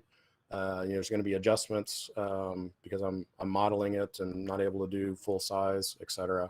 Compression and just how it works with the space and with operating as well. But at the end of that street, there's a plaque where they commemorate the playing of the first professional baseball game in Elysian Fields. So here's that intersection, and I'm translating my design onto the plywood. So the baseball plaque marker has its spot. I know there was a mailbox there. On the other side, there's a light pole, fire hydrant, and then, you know, the grass median. And then across the street is Bethlehem Shipyards. This was the site of several high-profile strikes in the 40s and 50s. And some historic photos from preservationists and National Register, getting inside and actually seeing how these buildings were made, quite interesting. And then also there's these little electric trucks that when I heard about these referenced, I thought they were like big trucks that, you know, you got in and you drove around, but found this picture. And this led me to connect to an interview that was done with someone who worked on the railroad, talking about collecting these electric trucks at the end of the night, charging them up overnight in the yard, and then distributing them first thing in the morning. So there I have a really neat, very unique operational element. Here's the track arrangement of that area. This is Bethlehem Shipyards down at the bottom. This turnback curve is not exactly prototypical, but the railroad does curve there. And then Maxwell House Coffee is there in the background, and you'll see some mock-up buildings as well. So this is looking back. Bethlehem Steel is in the foreground, and these are all residential walk-ups that perform a, you know, natural view block from the other aisle. Maxwell House Coffee is next. Have some great maps showing the track arrangement there. And this is something where, you know, I wanted to operate first before I started getting into this, because I did move some track around. And then this is what it's looking like now with the mock-ups in place. Next is the marine float yard and float yard. Some historic photos of that, how it translates into the track plan. Here's the float yard on the left, float up in the top left there. And again, amazing views of the Empire State Building and Manhattan skyline, just to kind of set the setting. And again, the view block between aisles. USDA inspection was towards the end of the line. I found a blueprint of this, so I can have a nice building flat that represents that. And this is also a space where, you know, interesting operation happens. A couple of these refrigerated cars come in and out. I've determined that it takes 20 minutes to inspect them and load them up with a little bit more ice if necessary. So operators rotate things out of this while they're operating my dock job. And then the two piers, the American Export and Holland American piers, represented by some interesting track arrangements here. So you have to be careful what you have on the front and the back of your locomotive to get them in the right spot. And then creating buildings that are accessible for operations, yet still give you an idea of the building and the feeling for operating within a building. And here's a Holland American line. And in the background there, this is Campbell Stores. Of course, on a layout, you're limited by space, but I want to get these buildings in there because it's so much a part of the character of what's going on. So as part of the the list of achieving simplicity, the last one is subtracting but adding back complexity and things that you want to do. And for me, that's operations. So what I've done is I've created a little game that I call Breakman, and started out using just wire nuts, and have them represent the brakemen and the employees that were down on the ground actually doing the work of the railroad. Now I'm using these little figures. This is my little mock-up. I've been able to find out names of the people who operated on these railroads, and was inspired by Jim Sinisi in Tulsa about modeling the railroad itself and the people. And so the people and what they do became really important to me, to have operators understand during one of my sessions. So this game developed in order to put you into the layout and operating as if you're on a real railroad. So here's a little example. Train pulls into a spot, and you use the brakeman to represent what the actions are that they would have to do, and roughly where they would have to be. So if anything needs to be done, these guys need to be on the ground, in the area of the place that the thing is happening. So what this does, I'm not trying to model time, although it does slow down operations quite a bit. I'm not worried about how long it takes to walk from place to place or uncouple or whatever. It's more about the action, and it's more about just accounting for and becoming part of that recreation of operations. So at switches, guy needs to be next to the switch so he can throw the switch. Trains can move forward. Switch gets thrown. Train backs up. You notice there's still a guy riding on that because he's going to be the one that is doing the coupling and the uncoupling. So he gets down on the ground, and doesn't necessarily need to be like right on top of what's happening, but kind of in the area. So think of it as like a double play in baseball, where you need to be in the area of the bag in order to make the out. So move forward. Switch gets thrown. Guy's still on the ground. Goes back up. Drops the other car. Gets back on. And then, throw the last switch. Guy gets on, and away you go. The rules of this game are that the crew must be at the point of action. It's not so much about the time of the activity, but just recognizing that people are doing this and what the activities are. And then again, that kind of in the area double play sort of thing, as long as you're within the uncoupling stick width or length, you're just fine. It's not meant to be tedious. It's meant to just get you into the moment and into the scene. So the crew can walk, but they really don't like to walk very far.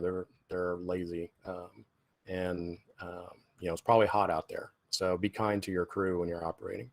So the things that they need to be on the ground for: coupling and uncoupling, throwing a switch, placing or picking up a derail, using a phone box, delivering waybills, opening and closing gates. There are a lot of gates in this industrial layout, so that'll be something that one would have to actually operate, set fusees or anything else. So that's how I've translated the prototype into my layout and into my model railroad. And all along the way, I was using these laws of simplicity, of reducing and organizing.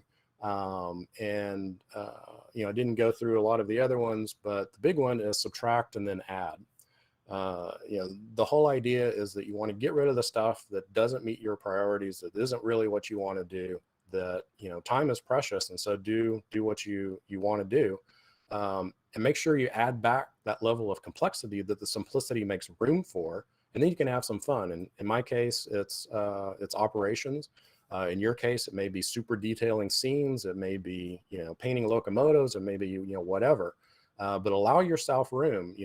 You're your own permission giver, so you can decide what's important and what's not in your layout.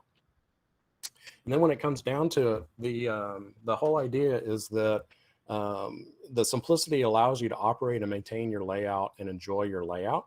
And then on top of that, you want to be able to add those things that make it enjoyable for your visitors and your operators when they come over and play trains with you. So that's my approach to my layout. As you see, I'm kind of still building it. My next step is to turn some of those mock-ups into actual prototype buildings. You see, I'm going to be working from prototype photos. I'm going to be 3D modeling and laser cutting things so that I can basically create my own kits and be as faithful to the prototype as I want. Again, I would rather do that than do wiring or signal maintaining on my layout. So it's all about figuring out what your priorities are and allowing yourself the space to do what you enjoy to do. So that's what I got, Speed.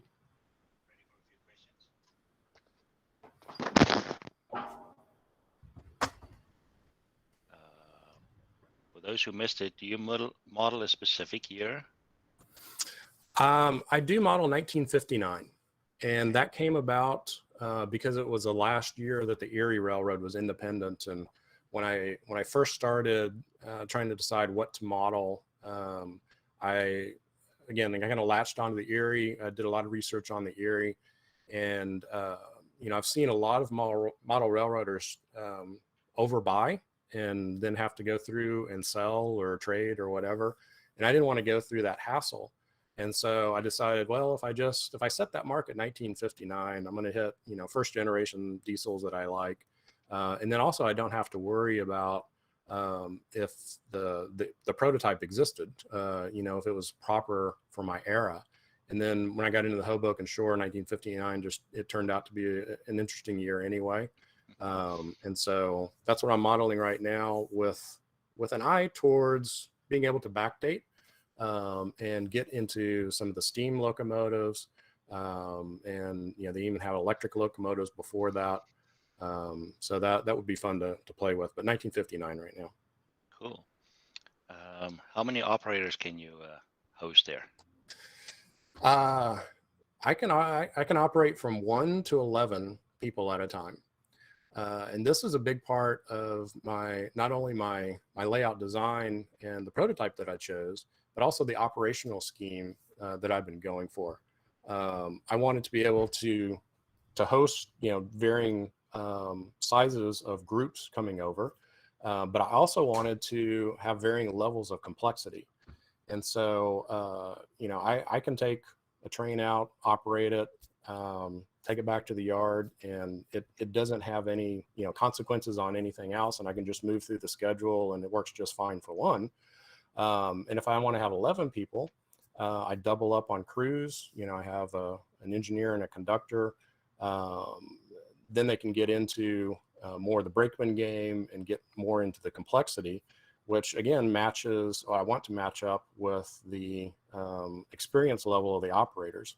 So kind of going from, 1, a novice, to 4, an expert, creating things that can be done at all different levels so that anybody can come over and feel comfortable and enjoy themselves. And it's not like you're overburdening them with the paperwork, right? Not overburdened with paperwork. They get a switch list. That's it. And a pencil. Pencil's even optional. But yeah, you go out with a throttle, a switch list, and a pencil and a pick, and you just do your thing. So I definitely wanted the emphasis to be on maximizing operating time. And so the switching layout does that. The lack of all the other stuff to take care of and learning how to, throw switches or operate control panels or any of that sort of thing gets eliminated, and people can dive in and spend all their time operating. So my operating sessions are set up so that if you wanted to, you can operate, 3 hours straight. But it's also flexible. So if you want to operate for a little bit, sit down for a little bit, come back and operate, that works fine too. And that all comes about because I was thinking about that to begin with and design the entire layout and the operating scheme to accommodate that. Pretty cool. So a few technology questions. Why battery powered? What drew you to that? What was the question about battery power? Why did you indulge into battery power? To eliminate all the wiring and Okay. track cleaning and kind of all the problems associated with that, like shorts and complicated wiring at switches and all that. Now I do a little bit of wiring between the locomotive and the circuit board and the battery. I do that once, and in an hour I can use that locomotive and don't have to worry about cleaning wheels or track or anything after that. All I have to do is charge the batteries, obviously, and the batteries that I'm using, and actually the batteries have gotten better in the past few years since I've done this. And now with a small battery that can fit inside of a large locomotive, you can operate for 4 hours easily. So it's just charging in between sessions and charging. Depends on the battery, but it's like 45 minutes to an hour to charge each one on a really slow trickle, which keeps the battery healthy and adds to the longevity of it. So it's very low maintenance. And getting ready for an operating session, I spend whenever I'm like at my desk, I just hook one up to charge up, and when the timer goes off, I flip it to the next one. And don't have to worry about cleaning track or any of that sort of thing. The other part of getting ready for an operating session is filling out the switch list. And I've gotten to the point where, since I don't have to worry about the car cards, I have to worry about matching up cars and cards, and flipping way bills and, all that sort of thing. It only takes me a couple of hours to stage the entire railroad. And there are several jobs. There's the 2 terminals. There's 4 jobs that happen on the Hoboken shore, plus a couple of people in the yard. And so I can do a whole scheme in a couple of hours, uninterrupted hours, and be ready for an operating session and just have a small thin stack of switch lists, and away we go. So you do disconnect the batteries and charge them Yeah. somewhere else. Yes. Ever thought of a charging track where you could? The system that I use is the AirWire system from CVP, which does not support that at the moment. There are other brands like the Stanton system, the SCAB. You can have it charged from the track. And so I know some people who have certain areas of their layout that they've wired up. So you can just park your locomotive and it trickle charges and does it automatically. So that's a neat option and a neat way to do it. I do have to physically handle my locomotives and hook up the battery in between sessions. But again, it's a minuscule chore compared to everything else that I would have to do. Okay, on to the operations part. How do you connect the car floats to your layout? At the point, right now, at the moment, they are hard connected. So they're actually, the rails are soldered together, and it's a nice, good connection. But the idea is that I've got the float at Hoboken Shore that would go to the pocket terminals and back. And then in a possible expansion, I might do another yard in Jersey City, which is where a lot of them came and went as well. So the idea is to have these on carts, and they are on carts right now, but to have them movable and then connect up to the layout. And since I don't have to worry about electricity, it makes it a little bit simpler to do that. But I need some sort of nice positive locking system so that the rails line up and there's no fiddling with it. It's just you put it into place and it works.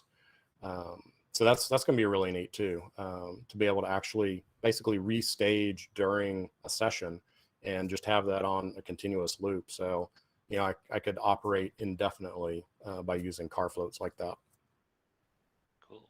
You could even have a few spares somewhere else, in Yes. transit. Yep. So do you have any staging, or is the main yard pre-staged? So the main yard is where things come and go. Yes. the connection with the Erie is really my staging. Since the Hoboken shore only connects to the Erie in a car float, those are the staging areas, and that's where cars come onto the layout and go off of the layout. The Erie yard right now, only holds like a dozen cars or so, which in most of my operating sessions, quite frankly, because there's so much to do in the yard and switching the industries and everything, that's never been an issue of needing more staging. But I would like to have a little bit more. So there's it's a little bit easier to move cars on and off and have that be a little bit more efficient.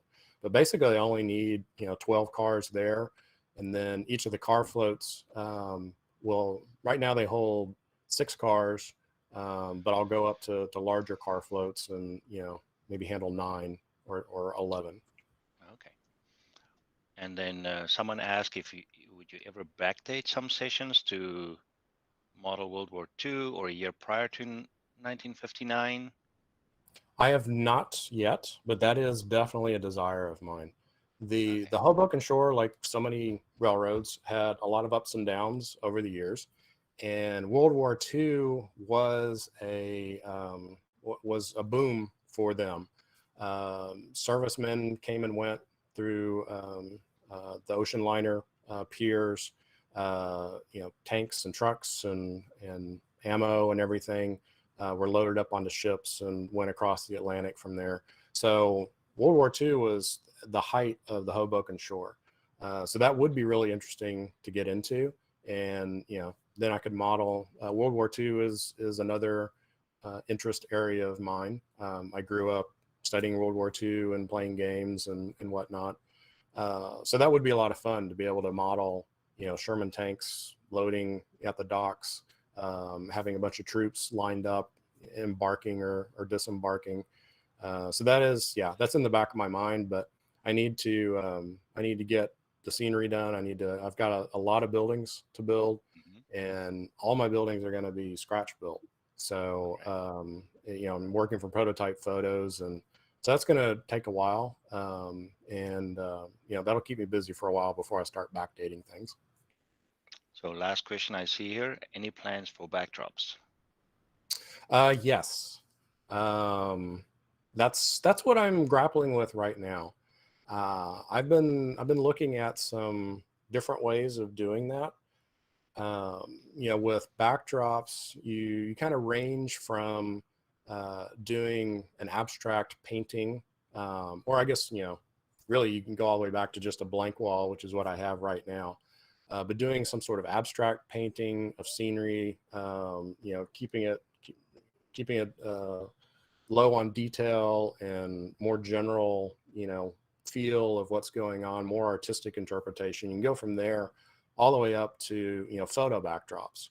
And so I've been thinking about, where on that spectrum I really want to be and what that does to the buildings and the scenery that I'm going to have, because it's obviously, really, really close to it. And there's some interesting challenges with the prototype, having the Palisades right behind there as well that need to be represented. So thought about all those. And then I've also thought about getting into projecting backdrops from a computer and from an LED projector. This would allow a more artistic interpretation, and then have, slight motion in them. So clouds could move, airplanes could go by, subtle things that wouldn't distract you, but would immerse you in that. So that and LED screens, there are display screens that are used in exhibits that are appropriate here. So I'm just kind of scratching the surface there, and I'm starting to make contact with people who do this for a living to see if it could be adapted for my situation. So stay tuned for that. So we would like to encourage everybody to go over to wearby.com/MRL-Aussies. And if Riley has time, then he can answer some more questions there and maybe enlighten a few people about the new digital publication that we are attempting to do. So please fill in your survey as well. And since I've operated on Riley's railroad myself quite a number of times, it's still a favorite. Thank you very, very much for giving us a clinic today. And I believe the audience is also quite happy with your enlightenment. Excellent. Thank you for having me, Speed. Be safe. You too. See you soon.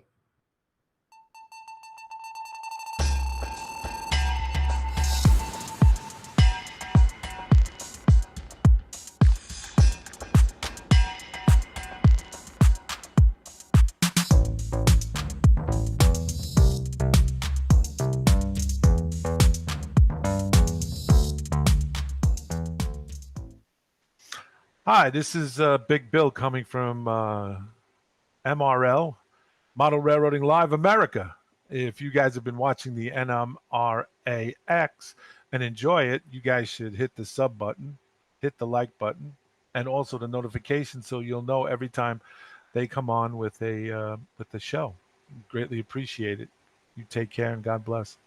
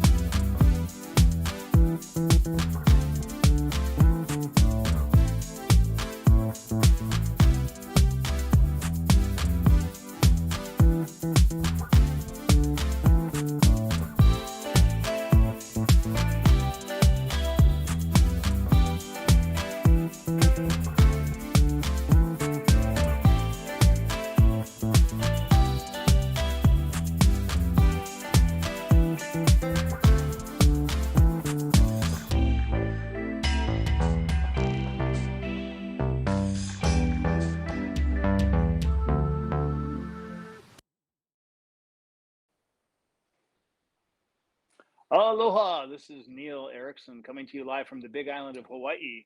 And we're coming up next with John Gardnier. Did I pronounce that right, John? Your name Gardner. is John, right? Yes. Gardner. But everybody calls me G4. G4. And John is a molecular astrophysicist student at Penn State University. I get that right? A molecular astrobiologist, the least Molecular. employable of all the sciences. Very nice. And you're going to be talking today about modern transit systems, even though you don't model modern transit systems, and you model ON30 in the 1890s, which is the A, B, and C, right? Yep. Or A and B, C. Well, I'm looking forward to this, and I'll keep some questions ready for you, and you let me know when you're ready for them, and we'll come back and when the audience has an opportunity. So take it away. All right. Thank you very much. So hello, everybody. I am G4. As I said, I'm a molecular astrobiologist. I'm a graduate fellow at Penn State University. I have one academic byline to my name. I also have a slight obsession with travel, just a little bit. I've been to 49 states and all counties in the Commonwealth of Pennsylvania. And then I also model the amusingly acronymed A and BC, or Altoona and Beach Creek, in ON30 in the 1890s. But as for this presentation today, it's actually related to a side project that I run, the Beginner's Guide to Model Railroading podcast. So for a recent episode, about a year ago, maybe episode 14, I think it was, I decided to give a history of all of railroading, at least in North America, and I stumbled on the subject of light rail, and then I kind of went into a little bit of a Wikipedia hole, going farther and deeper down, learning about all the different systems, and ultimately this presentation arose out of that. So this presentation specifically will cover all the stuff that I've learned about modern transit systems. I'll start by giving you a history, a brief history of transit and streetcars. I'll show you how modern transit evolved from that. I'll teach you about the specifics of light rail transit, streetcars, and diesel multiple unit systems, and then I'll give you some modeling ideas along the way. And then finally, I'll wrap up by encouraging political action and hobby outreach. And a slight brief note, every single image in this presentation has been lovingly plagiarized from the internet. So anyway, let's start with a history of transit. Back in the day, the only way to get around town was either owning a horse cart or hiring a cabbie yourself. But then along came the omnibus, which in Latin means for everyone, and it was later shortened to bus. And then also some versions had steel wheels and rails to make horse cars. And these absolutely revolutionized travel, giving people fixed routes and schedules, and then also offering lower fares. But there were some limitations to the technology. First off, you had to have 10 times as many horses as you had cars, because they couldn't be run all the time like automobile engines. And then there were also certain disposal costs, like most famously the Great Horse Manure Crisis of Chicago in 1894. Enter the streetcar. Shameless plug, it was actually invented at Penn State in the 1870s, but its first public display was the Cotton Centennial Exhibition of the World's Fair in New Orleans in 1884. It encircled the grounds and introduced the technology to the wider public. 1 year later, the first purpose-built streetcar cropped up in Montgomery, Alabama, not too far away. And then 1 year after that, Scranton, Pennsylvania became the first city in the world to have an all-electric streetcar network, giving it the moniker of the Electric City. And streetcars absolutely revolutionized urbanism and the modern world. By 1895, so 1 decade after they were invented, the United States went from 0 to 18,000 kilometers of streetcars, 1,600 in Los Angeles alone. Cities absolutely exploded, and modern urban culture was defined in part because everywhere became accessible, and you also had better access to employment. It also went the other way as well, creating things called streetcar suburbs. And then finally, it influenced culture with things like joyrides and trolley parks. As time went on, all of the presidents of the streetcar companies got together to create something called the President's Conference Committee car, or PCC car, and these ran on every single streetcar system in North America except New Orleans. And this is the standard thought of what a streetcar is. And you can see how, interestingly, a lot of people say that they look like buses, but in reality, it actually goes the other way around. Buses look like the PCC car because this came first. So anyway, you cannot talk about the history of streetcars without talking about how they were killed by Detroit. As streetcar systems were closed, the unused vehicles piled higher and higher. And this all came from something called the National City Lines, which was a company owned by General Motors. They would go in, buy different streetcar networks in different cities, I think about 24 of them, and then close them, forcing people to buy cars instead. And this actually was the plot of the movie Who Framed Roger Rabbit. So it is a real thing. It was litigated in court. And this led us into the modern world filled with modern problems, most namely that of automobility. Automobility or taking cars everywhere wastes time and gas. It can delay emergency vehicles. It creates chemical and sound pollution and increases the stress of drivers and people who live near roads. Downtown spaces are converted to parking. It increases vehicle maintenance and depreciation, also collisions and deaths. And all of this adds up to a $305 billion annual loss in the United States. So traffic alone is the 30th largest state GDP, or put another way, 1.5% of the entire US economy is just people sitting in cars wasting away their lives. And there is unambiguous scholarly data indicating that automobility is a bad thing for cities. But I think this is the most convincing and meaningful data that I could share with you. This comes from Kansas City, and the red shades are income adjusted obesity, and the green circles are walkability index. So you can see very clearly here that the more walkable neighborhoods have less obesity. So cars are literally making us less healthy. They're also doing that to our cities as well. So I want to make the point that highways kill walkable, livable cities. Let's start with Cincinnati. Nice downtown, contiguous neighborhoods, easily accessible from everywhere, right? Well, then here's what it looks like today. Look at these ginormous urban rivers. Sometimes you have to walk across blocks and blocks and blocks of bridges to actually get from one neighborhood to another. And then also these highways have actually entirely cut off the downtown from other neighborhoods. But this isn't just Cincinnati, it's other places. Let's look at Detroit. Before, after, so much empty space, and the downtown is now entirely cut off from every other part of the city.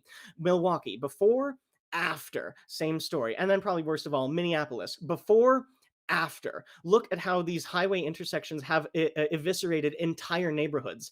And actually, there's a little bit of history to that. That was the point. Robert Moses was quite possibly the most evil man to have ever lived. He explicitly routed all of New York's highways to go through neighborhoods that were majority minority or ethnic communities. And I'm not making this up. Here are the words from the man's mouth himself.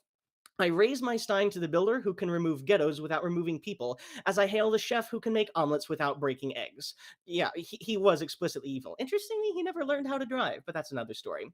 On the other end of the spectrum, you have somebody called Jane Jacobs with her seminal treatise, I believe in the 1940s, The Death and Life of Great American Cities.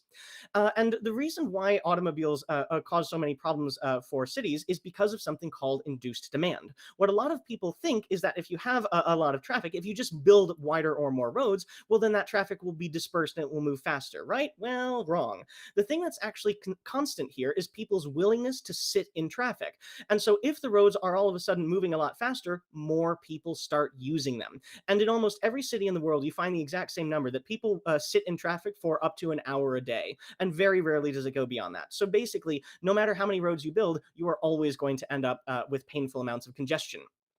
On the other end of the spectrum, an idea that has been gaining popularity recently is something called reduced demand. So what you can do is you can take a road and put it through a road diet. You remove lanes of travel and replace it with other amenities like parking, turn lanes, and wider sidewalks. And this actually allows streets to have a higher person capacity than an automocentric street because you have more room for other modes of transportation, not just cars. And here, there's a very simple reason why transit works. It's simply a matter of geometry. This is actually an experiment that was done in Seattle on, I believe, 4th Avenue. In fact, I think I actually commuted to work on this very road. I would get off the bus right by the newsstands on the left. So this is 200 people in 177 cars. And I think it goes 5 lanes wide and 5 blocks back. But if you remove the cars from around the people, you see how much of a waste an automobile is. Every time you use one, you take around 225 extra square feet with you everywhere you go that you do not need. If you put people on bicycles instead, you can reduce the amount of space needed by a fifth. But also, all 200 people can fit on only 3 buses. So that's why public transit will always be the prime mode for a healthy downtown. And as a result, a lot of cities have been recognizing this and removing high-profile freeways like the Embarcadero Expressway in San Francisco and the Alaskan Way Viaduct in Seattle. All right. So, anyway, now that I'm off my soapbox, you might be asking to yourself for a moment, what does this have to do with trains anyway? So, first off, in the 1970s, when people were starting to suffer the effects of these automocentric cities, they looked around to what had been done before to solve this problem. So, you of course, had the old fashioned subways in Boston and New York that were very poorly implemented Victorian systems. So, in the Reagan era, people decided to put together modern reimaginings of those subways, like you can see here in Atlanta and DC. And they did have a very high capacity, but also a hellaciously high cost. All of them ran catastrophically over budget. And also, there was imperfect implementation. And then finally, there are just so few of these, and they're all mostly underground, so I really won't discuss them. But the other two examples are BART in San Francisco down here and the Metro in Miami. And you can see that with the DC Metro, that's actually pretty good. It has a nice network, especially a grid in the downtown area. And then there's that one, which we won't talk about that here. During this time, some streetcars actually did still hang on, most famously New Orleans, which has been using its same vehicles for over 100 years. But then other examples like the Newark subway or the Mattapan-Ashmont high-speed line in Boston, or most famously Muni in San Francisco. So during the 1960s, there was a push for so-called streetcar subways, the big ones being Muni in San Francisco, SEPTA in Philadelphia, and the MBTA in Boston. And the idea was that you just simply take your streetcars and you move them off the congested roads and you consolidate them into a single high capacity tunnel in the downtown. And here's an example in Philadelphia and San Francisco. They really aren't that much to write home about. But also during this time, if you're improving the physical plant of the streetcar system, you may as well improve the vehicles as well. And so Muni, SEPTA, and the MBTA also purchased new vehicles to match this system. The one that Muni and Boston chose was the Boeing Vertol US Standard Light Rail Vehicle, or USLRV, which was an unmitigated disaster. In fact, they were broke down so frequently that the factory could not deliver new vehicles fast enough for the maintenance departments to rob them of parts to get the existing streetcars up and running again.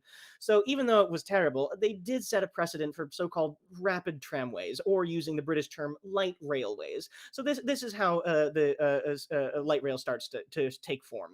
Around the same time in the 80s, a few other systems that were primarily streetcars started to consolidate their lines and bring in new vehicles, most famously the T in Pittsburgh, and then also whatever that is in Cleveland. And this created first generation light rail. So it's probably worth stepping aside for a moment to define what makes light rail transit different from other forms of transportation in streetcars. So first off, they usually have a lot higher speeds. Usually they have exclusive right of way and you realign it for a straighter route, and also fewer stations. Instead of a station stop at every other block, you would have only about one per neighborhood. The stations also had dedicated platforms, which made them safer to board and more accessible for disabled riders, and they also offered a better waiting experience. The vehicles themselves had a lot faster acceleration and were more comfortable, and then the system also had greater capacity, usually by MUing two vehicles together, and also offering more frequent service, usually no less frequently than every 20 minutes. And all of this worked together to attract a higher ridership. Now, during this time in 1978, something interesting was happening in Edmonton. It did not have a streetcar system that hung on, but they still wanted to bring something like what was happening.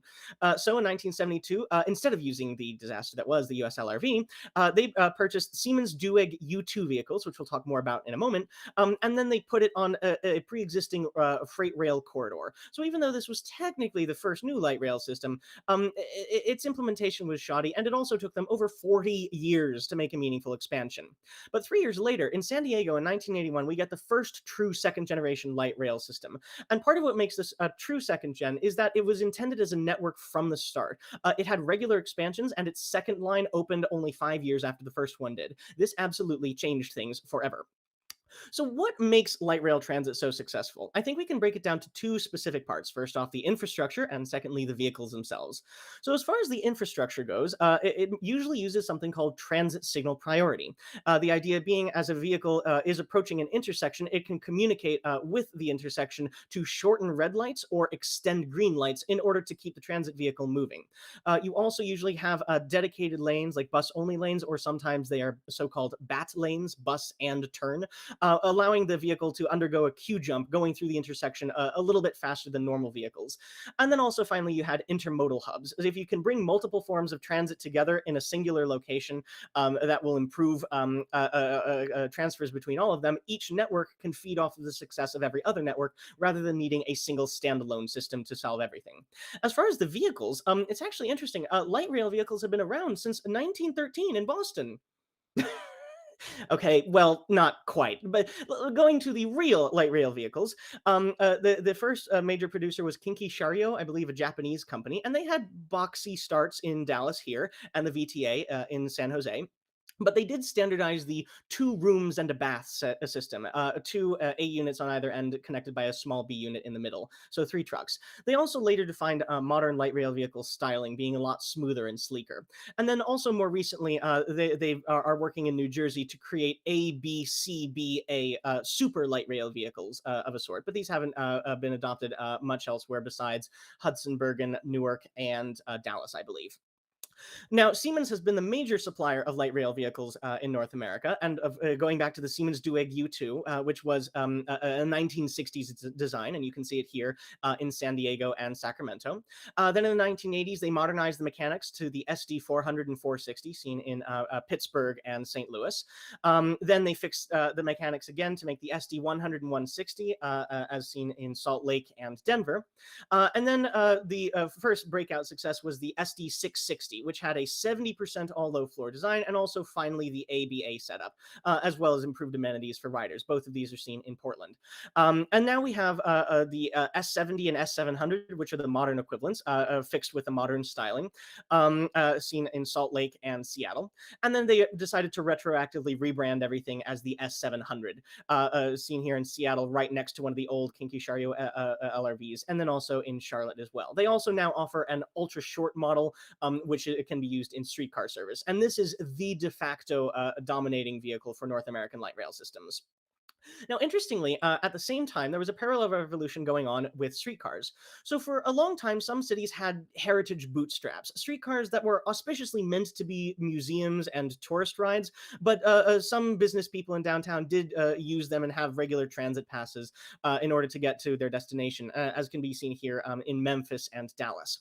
But interestingly, in 2001, Portland decided to do another European import with the Skoda light rail vehicle, I think from the Czech Republic.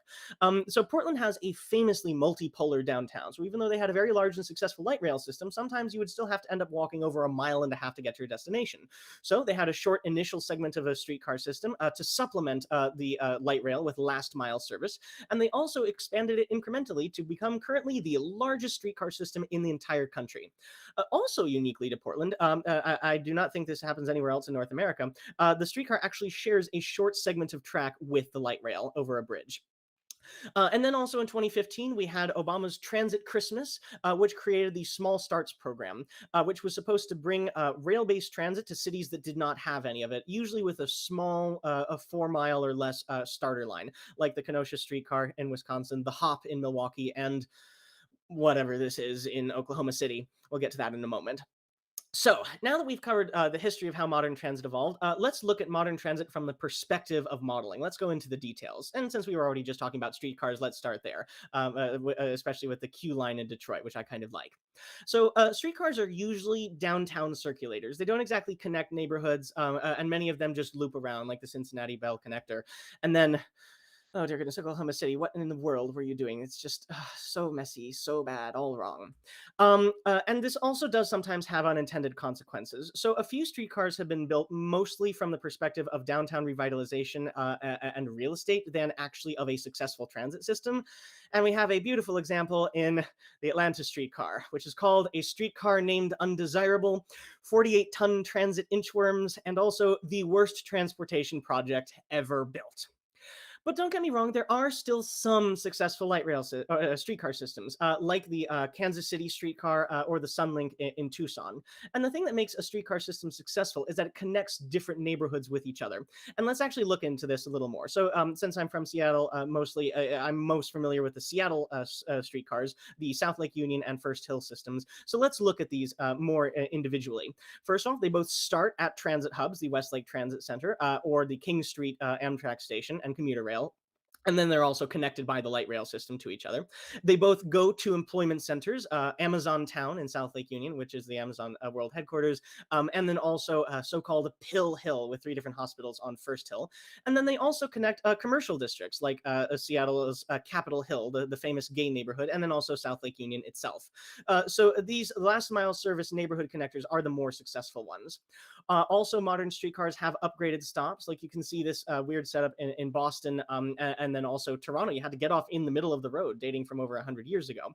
But modern streetcars have much more dedicated stations that protect the passengers from the surrounding automobiles. And I honestly prefer what Toronto did of just entirely removing a lane of traffic to make it safer for people to board.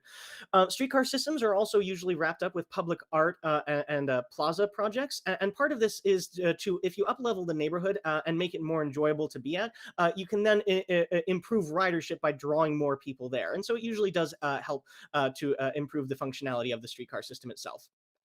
Streetcars usually run in mixed lane traffic, sharing lanes with cars. Sometimes they are given exclusive rights of way, usually as a way to get around congested areas. But you can also improve service by offering transit only or bus and turn lanes, like you can see here. Their termini are usually very simple affairs. It's a lane protected switchback, like you can see here in Kansas City and Seattle and Detroit. And then occasionally there's a full on loop, like in Kansas City, or as you can see here in Portland. These are usually very minimal infrastructure affairs. There are no crossovers. It's usually only the closed loop, no opportunity to switch from one track to another. And interestingly, I think almost every tail track from a streetcar system that I've looked into has been double length, as you can see here in Detroit. And I think the motivation behind this is that if there's some sort of incident or a vehicle strike with a streetcar, it can limp to one end of the line and then tuck itself away in the unused portion of the switchback, allowing the rest of the streetcar system to be unobstructed. And then maybe that night you can go and rescue the injured vehicle. Streetcar operations and maintenance facilities, or OMFs, are usually located several blocks off of the main line, as you can see here on this Seattle map. And they're usually small modern buildings, 2 stories with dispatch and offices upstairs, and then maintenance downstairs with vehicle storage outside. And you can see a really good example here of how tiny the footprint is in Detroit. So it's actually paired with its switchback. Then you have a few tracks going into the building for maintenance, and then a very small yard for storing the vehicles outside. Now, light rail is actually quite a different beast than streetcars. Let's start by looking at the networks. So most often, light rail starts with a small initial trial line, like you can see here in Seattle, and then it usually expands significantly to encompass the entire city, like this is what Seattle is building right now. Here's another example. Charlotte, it started with a single trial line, and now they're extending it all around the city. And they've already extended it all the way to the University of North Carolina in Charlotte. And then another example, we have Minneapolis. It started with one line running between downtown and the Mall of America, and now it's completely engulfed the entire region, even reaching St. Paul as well. There are a few rare super networks, like you can see in Los Angeles, Denver, Dallas, and Portland, but these are truly the exceptions to the norm. Most often it's a line or 3 running through a city. And another interesting thing about light rail is that there's usually an airport connection because this increases political favor. So not only does it offer intermodal connectivity, it allows pretty much everybody in the city to use it at least one point or another. If it runs just from one neighborhood to another, well, then wonderful. Only those 2 neighborhoods are benefited, but everybody has to pay for it. But if you have an airport connection, well, then you don't have to drive to the airport and pay exorbitant parking. Instead, you can take the bus to downtown, take the light rail to the airport, and not have to pay much more than a transit pass. And I honestly like this example here in Dallas so well. It's honestly beautiful how they connect to each other. But then also there are examples here in Portland, Seattle, and Denver. A light rail also usually has connections to Union stations, again, to offer intermodal connectivity, but also because these are usually symbols of downtown revitalization. And you can see that in some cases, like in St. Louis, Sacramento, and Dallas, the light rail actually shares platforms with the trains, but more frequently, like here in, I believe, Salt Lake and Portland, the light rail simply runs out front of the station. But then also from a modeling perspective, it's an excuse to run next to Amtrak as well. Unfortunately, there's usually a heavy commuter focus outside of downtown, usually with very large parking structures, park and rides, and then also road and highway median alignments. So you win some, you lose some, but not always. There's something called transit-oriented development, where after a light rail station is built, the neighborhood around it is up-leveled in order to make it denser and more enjoyable. And this usually comes not only with taller buildings, but more street front retail, large public plazas, usually all of the amenities for living within a walking distance, and then sometimes public house projects.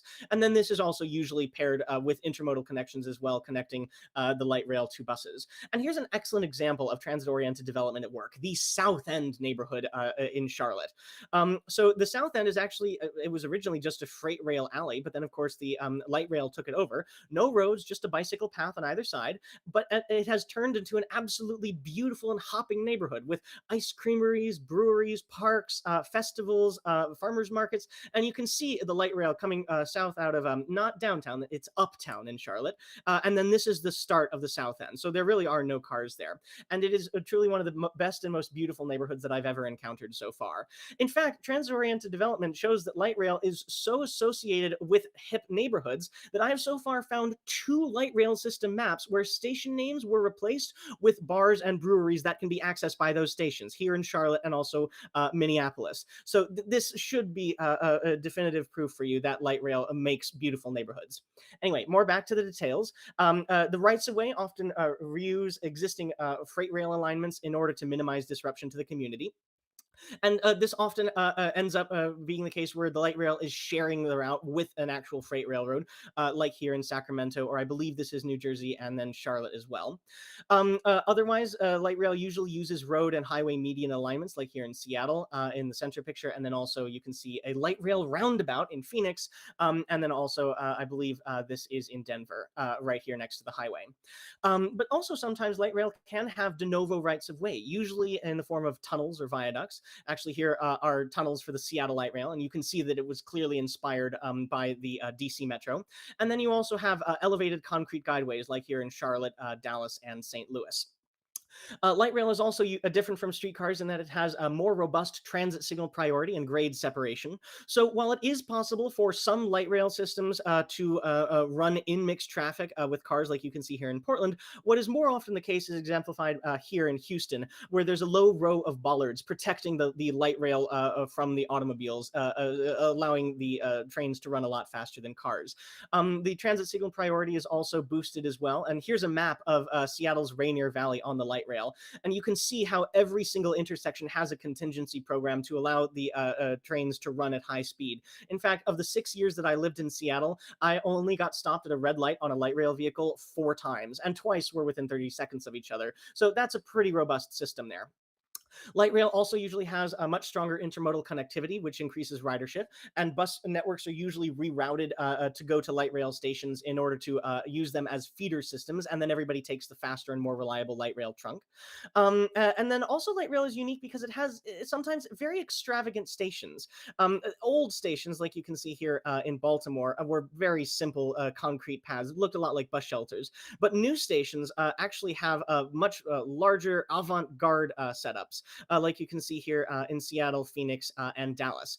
And the idea behind this is that it does cost a little bit more money to make an artistic station, but you only have to pay that cost once. But if it's a larger and more beautiful station that more people want to go to and ride, then it increases a ridership of the light rail system over the entire lifetime of the station for very little upkeep. And as a result, light rail is also usually wrapped up with public art projects as well. But honestly, one of my favorites is right here in the upper left in Houston. The light rail just glides over top a water fountain. I think it's beautiful. Why don't more places do that?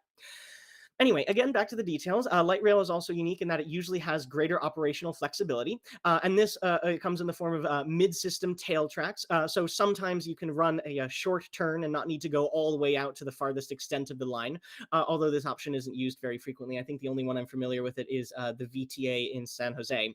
And then also light rail usually has frequent crossovers, allowing you to divert trains from one main line onto the other if there's some sort of incident, as opposed to streetcars. The termini are also very different from streetcars. Instead of a tuning fork, it's usually a single island platform with a track on either side and a double crossover in front of it. And usually there's one train waiting at the station, and then another train comes in, takes the crossover and stops. And then about 30 to 60 seconds later, the train that was waiting then departs on the main line. This allows a layover for operators to have a break. And you can see this example here in Charlotte, and then a 3-track version up in Denver. And then this extension here actually in Pittsburgh, it clearly indicates that they have built it with future expansion in mind. Actually, most light rail termini are built to that end. Like in Charlotte, all they have to do is just tunnel through a very short stretch of dirt, and then they can start extending it further north.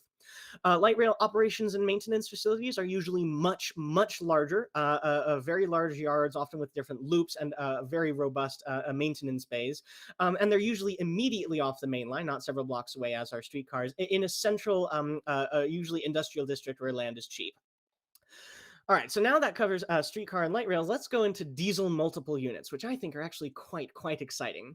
So DMUs are usually very similar to light rail. They can sometimes even run in mixed traffic, like here in Camden, New Jersey, much like light rail, but they're usually a little bit more railroady in their spirit, if you will.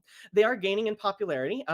You can see here, this is Austin's original Metro rail setup, and then this is what they've just recently approved, and they're starting to expand.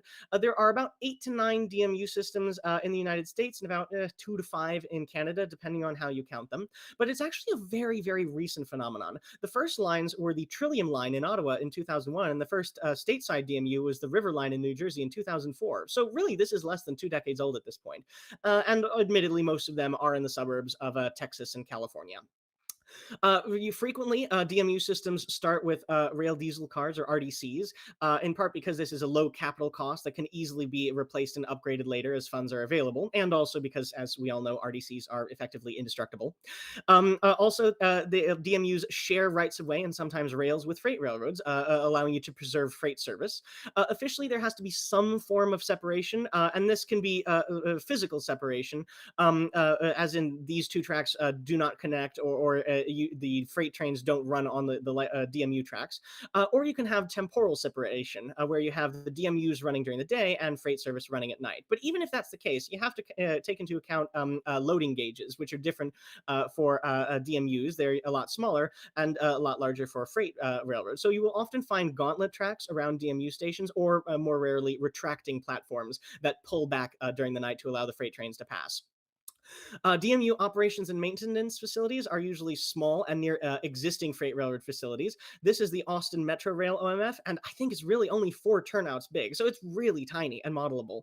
The New Jersey Transit River Line OMF is actually right next to a large classification yard for that area of New Jersey and the branch line that the DMU runs on. And the Dallas A-Train OMF, I believe, is in the middle of a switching district. So you can see that they're already next to interesting model-genic freight edifices. DMUs also have short deviations into village cores. Let's take a look at the San Diego Sprinter, for example. I've highlighted here the original route of the freight branch line, but you can see that the DMU, it actually gains elevation and peels off from the freight line, jumps over the highway, has, I believe, an elevated station at Cal State San Marcos, and then it jumps over the highway again and rejoins the freight main line. And for the New Jersey Transit River Line, this happens on multiple occasions, where the DMU comes along the freight rail lines, peel off to do something else, and the DMU dives straight down the middle of a road into a cute village center. Now, actually, on this note, I want to highlight Escondido, California, which is just a deliciously modelable and beautiful little terminus. So it represents the end of the line of the Sprinter DMU service, and it has the operations and maintenance facility. It's fairly small, I think only 6 or 8 turnouts. And then it has the last station on the line, the Escondido Transit Center, which it actually shares with a bus rapid transit system. But then right next to it is this very tiny, almost time saver-esque like a switching puzzle. The freight railroad serves 4 different industries during the night when the DMUs aren't running. I mean, really, I'm surprised with how tiny this is that nobody's put it on a 4x8 foot sheet of plywood yet. Hint, hint, Model Railroad Magazine, Project Railroad.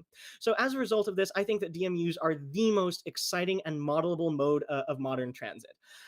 Speaking of, so now that you know all of these details, how exactly would you model a modern transit system? What does it look like? Let's start with the models themselves. There are European models available, and there are also some old-fashioned models like of regular streetcars and PCC cars and whatnot, but not exactly like what we've seen here. As far as streetcars go, currently there are none on the market. Custom tracks and interurban models on Shapeways are actually currently designing 3D printed models that you would have to assemble yourself. But as for things that are currently available, there are none. For light rail vehicles, interurban models on Shapeways actually does offer a Siemens S70 short version, and you can have them printed out, and they will ship you a bunch of Bowser PCC car components, allowing you to build a light rail vehicle yourself. But still, it's time and effort intensive. But there might, if we're lucky, be good news. Bachmann did announce that it's going to make some DCC sound Siemens S70s. But they announced this in 2019, and they scheduled it for release with their charger, which has already come. So maybe they're still working on it. I hope they haven't abandoned it. Maybe someday. But if they do release them, I swear I'm buying 6 immediately. Now, what about DMUs? I think the easiest way to start would be with RDCs, like the real transit systems, in part because we already have models of RDCs themselves. But as for the modern models, there are some European prototypes. I think Märklin and Pico make things that are used on North American rails, most preeminently the GTW 26 from Stadler, seen at the top and the bottom, which actually do run in both California and Texas.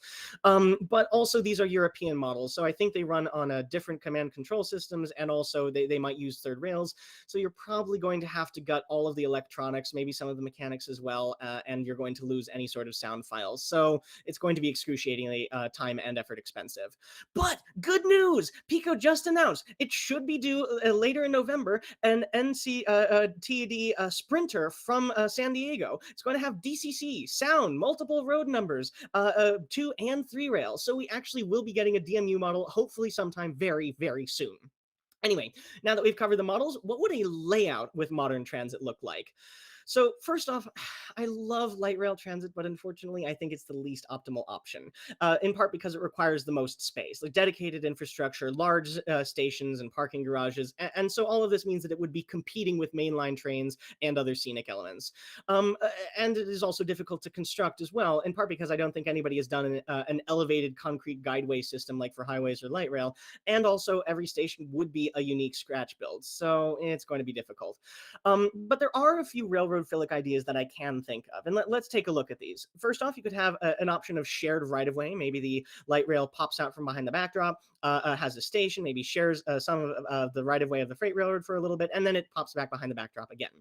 Alternatively, maybe you could model a terminus. Maybe you could even automate it. A light rail vehicle could come in from behind the backdrop or in staging. It could then use the tuning fork and stop in the station for a while, and then the other train could depart and then go back behind the scenes to wait and come back in a few minutes. You could also maybe model an operations and maintenance facility, which I think would be very interesting. So instead of assigning every single light rail vehicle a dedicated operator, you could instead have one operator position for the entire light rail network. They could be basically a dispatcher. They could handle movements of all of the LRVs in and around the yard, maybe put into the building for maintenance, and then they could also be in charge of taking the light rail vehicles on and off of the main line and sending them around in their loops. You could also do maybe a downtown street running option, kind of like what's popular in a lot of cities. So maybe the light rail could parallel the main line for a while, but then when you get into the main downtown core by wherever the Amtrak station would be, the light rail could then run on street rails and have a station or two before it has a more railroady feel again. You could also do this maybe as a version of a downtown subway, perhaps, again, maybe with a connection to an Amtrak station. Or my personal favorite option, you could connect the dots and have a completely functional light rail system. You would start maybe in downtown, again, Amtrak connection, then maybe you would have a concrete guideway flying over the freight rail to get to the other side. Maybe there's a station, an operations and maintenance facility, and then a railroad terminus. So I think that this would be a brilliant and very enjoyable idea, especially for a large club to make use of. Something that I'm really surprised nobody else has thought of is the Faller car system actually does have the tiny little buses that drive themselves. So if anybody does start modeling modern transit, I would love to see a transit center where the light rail vehicles stop at the station, and then also maybe a bus comes in and then picks up and drops off people and then goes back to the rest of the road network, kind of like what they do at Miniatur Wunderland in Hamburg. I think this would be really fun to have on a layout to show that it's like a connected transit system serving your city. Streetcars, though, I think honestly are a much more practical option, in part because they have a much smaller footprint and they require fewer equipment, and they can also usually be grafted onto existing layouts. So maybe you have a system like this where this streetcar just runs around the downtown for a little bit and then maybe goes off to somewhere else. And part of why this works is because there is a real world precedent for short, terribly designed streetcar systems, so it wouldn't look out of place. But I would like to caution to stay away from token loops. Everybody knows this. Like every other club has just a simple loop of streetcar running around in circles over and over again in the downtown. I think that's a really bad idea. I think the point-to-point setup is a little bit better, but more importantly, don't have the streetcar rails running down the middle of the road. Have them on the side. Have an actual dedicated station. Make it look like it fits into the scene. You could also maybe use a heritage streetcar circulator system, in part because more models are available. People make lots of models of old-fashioned streetcars, and also this does work for more eras, pretty much anytime from the 1970s to the present. But still, again, please avoid token loops, integrate it with the city, have nice dedicated platforms, and show that you at least put some thought into it. Now, I do want to go back to DMUs, though, because I think it is the best option for modeling, in part because real-world DMUs use existing freight mainlines, but just add a passenger flare. And so that's a much better opportunity for a modeler because it means that you can graft a modern transit system onto an already existing layout with minimal, if any, modifications. There are also soon going to be DCC and sound models available. You could also expand your fleet by dipping into the European market and maybe trading body shells. But this really does add operational interest. Instead of light rail or streetcars being an isolated autonomous system, DMUs are fighting for the same track space as our freight railroads. So it would make things more interesting for operators. And then they're also really extremely unique. It would be a way to set your layout apart. Is something that would intrigue other modelers and the general public alike. And so I can think of several options for how you can integrate a DMU system into a layout. First off, you could have a main line, such as in Austin. So this would be for kind of a lighter capacity commuter rail system that shares track with a medium to light duty freight rail line. And it fits the idea of using DMUs to bring transit to an existing freight rail line. You could maybe have a downtown station where it's the end of the line. Then maybe there's the freight railroad yard and the DMU operations and maintenance facility, maybe a few stations, maybe there's a diversion into a village core, and then the end of the line, and then the freight railroad takes on from there. Alternatively, you could have a feeder line setup, which would be a very small DMU service to connect with a larger, heavier commuter rail system, kind of like in Oceanside and San Diego. And so in this case, the DMU would be sharing its track with a branch line and a switching district. So you could have maybe a very heavy-duty commuter rail line with using this station. Maybe the DMU shares a platform, and then it goes off again, maybe a deviation into a village core, a small operations and maintenance facility at the end of the line for the DMU, and then maybe the switching district for the freight railroad. And all of this would actually hint at a larger system. And I think you can model this from two different perspectives. You could focus on either the branch line or the main line. So for the branch line, again, going back to Escondido, it's just deliciously modelable. This shows how DMUs would actually be a very good fit with a very small scale switching layout, maybe in a spare bedroom or along a wall, because that's exactly what we have here in Escondido. Or you could look at the other end of the spectrum. Maybe you're modeling a much larger railroad that has a dedicated commuter rail service. Maybe for one of those stations, one of the commuter rail stations actually connects with a small DMU system that then quickly ducks behind the backdrop. Again, this hints at a larger, more cohesive system for whatever city that you're modeling. Let's take a look at an example as to how you would apply DMUs to a real-world layout. In this case, Model Railroad Magazine's Milwaukee, Racine, and Troy, very famous layout. Everybody knows it in the hobby. So maybe for the first type of DMU, you could have the mainline setup with a connection to the downtown station, maybe a small maintenance facility right next to the classification yard, and then it would just go through a bunch of villages having stations here and there until the end of the line. Or alternatively, for the branch line style DMU, you could have this be a fully blown commuter rail network, and then you have a small DMU service connecting with the commuter rail and sharing most of its track with a very switching heavy branch line. So, actually, I think that the most fun option is to be a real urban planner. Don't just start building a model railroad from the perspective of modern transit. Instead, bring modern transit to an existing layout. Think exactly like how a real urban planner would have to do when bringing transit to a place that has already been established. You need to think, where are the jobs? Where do people live? Which are the neighborhoods that need to be connected and how? Then you could also think of how you would do the connecting. Which mode of transit will you use? Streetcar, light rail, DMU? How would you minimize demolition? Where would you put the operations and maintenance facility? And so on. Another idea is that you could model maybe the near future. Say that you model Kansas City, which does have a streetcar, but maybe you model a corner of Kansas City that is nowhere near the streetcar. Well, maybe you can just pretend to yourself that you're modeling in the near future and that Kansas City actually decided to extend the streetcar to the place where your railroad is. So I think that's another way that you could fit modern transit into an existing layout. But now I want to conclude by answering a very important question. I've talked to you about the what of modern transit, but why should you model modern transit? Clipper ships. Clipper ships were a mid-19th century type of sailing ship built for extreme speed but with limited cargo capacity. The various cargo companies actually decided to compete with each other. And this culminated in something called the Great Tea Race of 1866, where 6 different ships were racing back to London to be the first to deliver the new tea. This was such a big event. Journalists covered it from around the world, and it was an extremely close finish. Over a 99-day journey of more than 14,000 miles, the winning ship, Taiping, docked a mere 28 minutes before Ariel, and the remaining 4 ships came in within a day. But also, this was start of a transition era among steamships. The steamship Earl King departed for London 8 days after the Clipper ships left, but it arrived 15 days sooner. So, what if I told you that the best way to appreciate Clipper ships is to model them? Now, yes, it would take years of your life, thousands of hours perfecting techniques, thousands of dollars to model Clipper ships, and lots of space. But don't worry, modeling Clipper ships is the world's greatest hobby. What if I told you that? Would you model Clipper ships?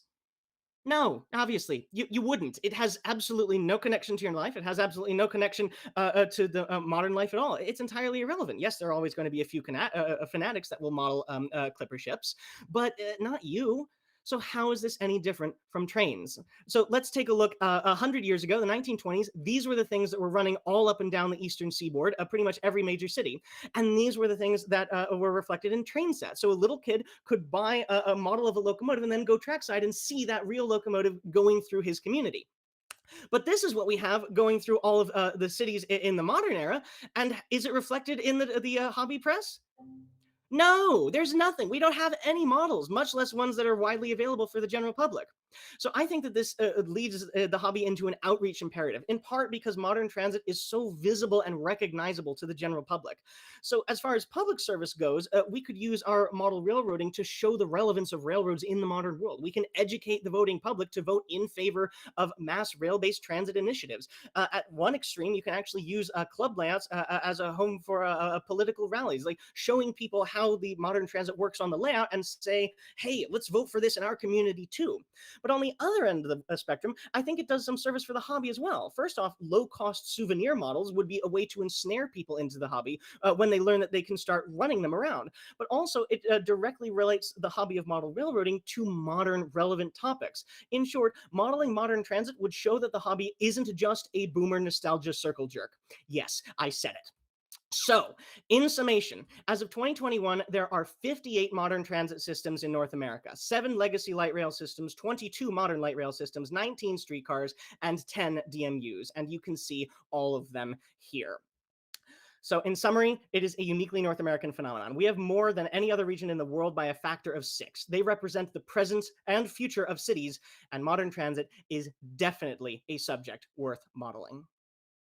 Thank you very much. Do I have any questions? Wow. I had one question, whether or not you had considered ever doing auctioning, because you have the right kind of tempo of the voice. I had to get through 118 slides in 45 minutes. I've been practicing this for months just to get through all the information that I wanted to do. Really terrific presentation. So thank you very much. There are some guys who've been asking questions specifically about light rail. And you mentioned, for example, low capital costs to bring these into cities. And where are you talking about in that case? Because our experience over here in Honolulu is anything but low cost. Why am I upside Well, down? there actually have been a few studies showing that North America is significantly more expensive to bring light rail and modern transit into cities than Yeah. any other region in the world. And I think that that's largely the political process, like all of the different design meetings and reviews and environmental impact things. But it's not that it is cheap, period. It's that it is cheaper and more versatile than a subway. A subway, by definition, more often than not, has to be either underground or elevated, whereas light rail, you can squeeze it onto a road and significantly cut down costs that way. But also, ultimately, as far as the data goes, it shows that even though light rail might be expensive to bring to a community, it always ends up paying itself back in terms of spurring economic development. That's a good point. I was going to ask you whether or not you'd considered the cost to offset the impact of automobiles in the community as well. Because I'm a big cyclist, and I think that it's really sad that we don't have more opportunities. But that's for a limited distance. For light rail or DMUs, I think that you hit the nail on the head, and it's really, really good conversation. By the way, I'm also from the Seattle area, but I left prior to any of the light rail happening there. But I did get to Portland over the 2015 National Convention, and I got to ride that, and it's a pretty cool system. And it reminded me that Micromark recently introduced an N-scale light rail system, although I don't think it's been released yet, but it's around $100, right? So I think that's doable in N-scale, and you don't need as much space like you were talking about. So it could be really fun. What do you think about that? I definitely think that's a good idea. I already have as a modeling side project, I'm putting together a model of the South Lake Union streetcar, and in part because the streetcar is so small that it can fit on a conference table. So one day, eventually, I'll Yeah. bring it to a railroad convention and just set it up that way. The model that you're referencing that was just recently put out, it's not actually a light rail. It's much closer to a streetcar. They say like the one that runs in Tacoma, Washington. And the Tacoma one is actually a streetcar too. So we don't have anything on the true light rail end of the spectrum, excluding the 3D printed model from Shapeways. It actually reminded me of the one I rode in Tucson, Arizona, too. Although these are little compact versions, right? Mm-hmm. A question was, and I'm curious if you know the answer to this: what kind of maximum grade can these streetcar light rails handle? Because the overheads that we have in Honolulu are quite severe. To my knowledge, I think they're actually, in part because they weigh so little compared to regular freight railroads, I think they can achieve somewhere between 7 to 10, maybe higher percent grades. I know that there's one, it's the Docklands Light Railway in London. I think they have something alarming, like almost a 20% grade going into a station that connects with a subway or the tube. And the way that they got around that was they welded onto the railhead a crosshatch, like plaid pattern with welding to make it into like a diamond shaped tread traction pattern. So they are a lot, they're capable of taking surprisingly steep grades. I thought so too. Although I was kind of surprised you didn't bring up the Honolulu light rail because it's had so many problems. It technically hasn't been built yet, so. Yeah, and interestingly, it didn't follow any of the existing railway and light rail or 3-foot gauge that already exists on the ground. So anyway, that's just my 2 cents. So much for politics. There's going to be a breakout room, right? So Yes. Are you going to be able to attend there if people have other questions? Absolutely. I probably have some penance to make up for the boomer nostalgia circle jerk comment.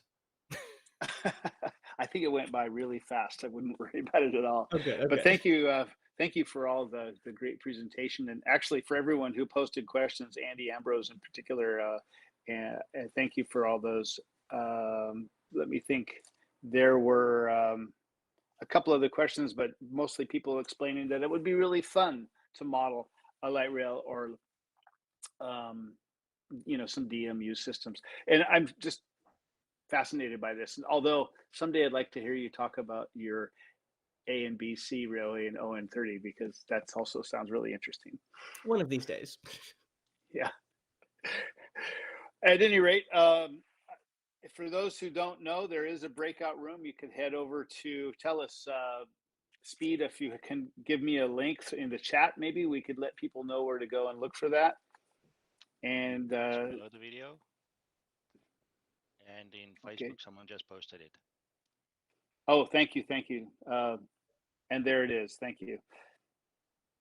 Real good. So check out Facebook, and you can find the link to the breakout room, and we'll put it in here as well. So now, it's interesting listening to you, because you obviously have a real passion, and you must be real similar, have a similar passion for your graduate work as well. Well, in order to be in science, you kind of have to be a little bit of crazy. I'll stick with architecture for now. Thank you very much. All right, I will see you all in the breakout room then. All right, thanks very much. Back to you, Brad and Speed.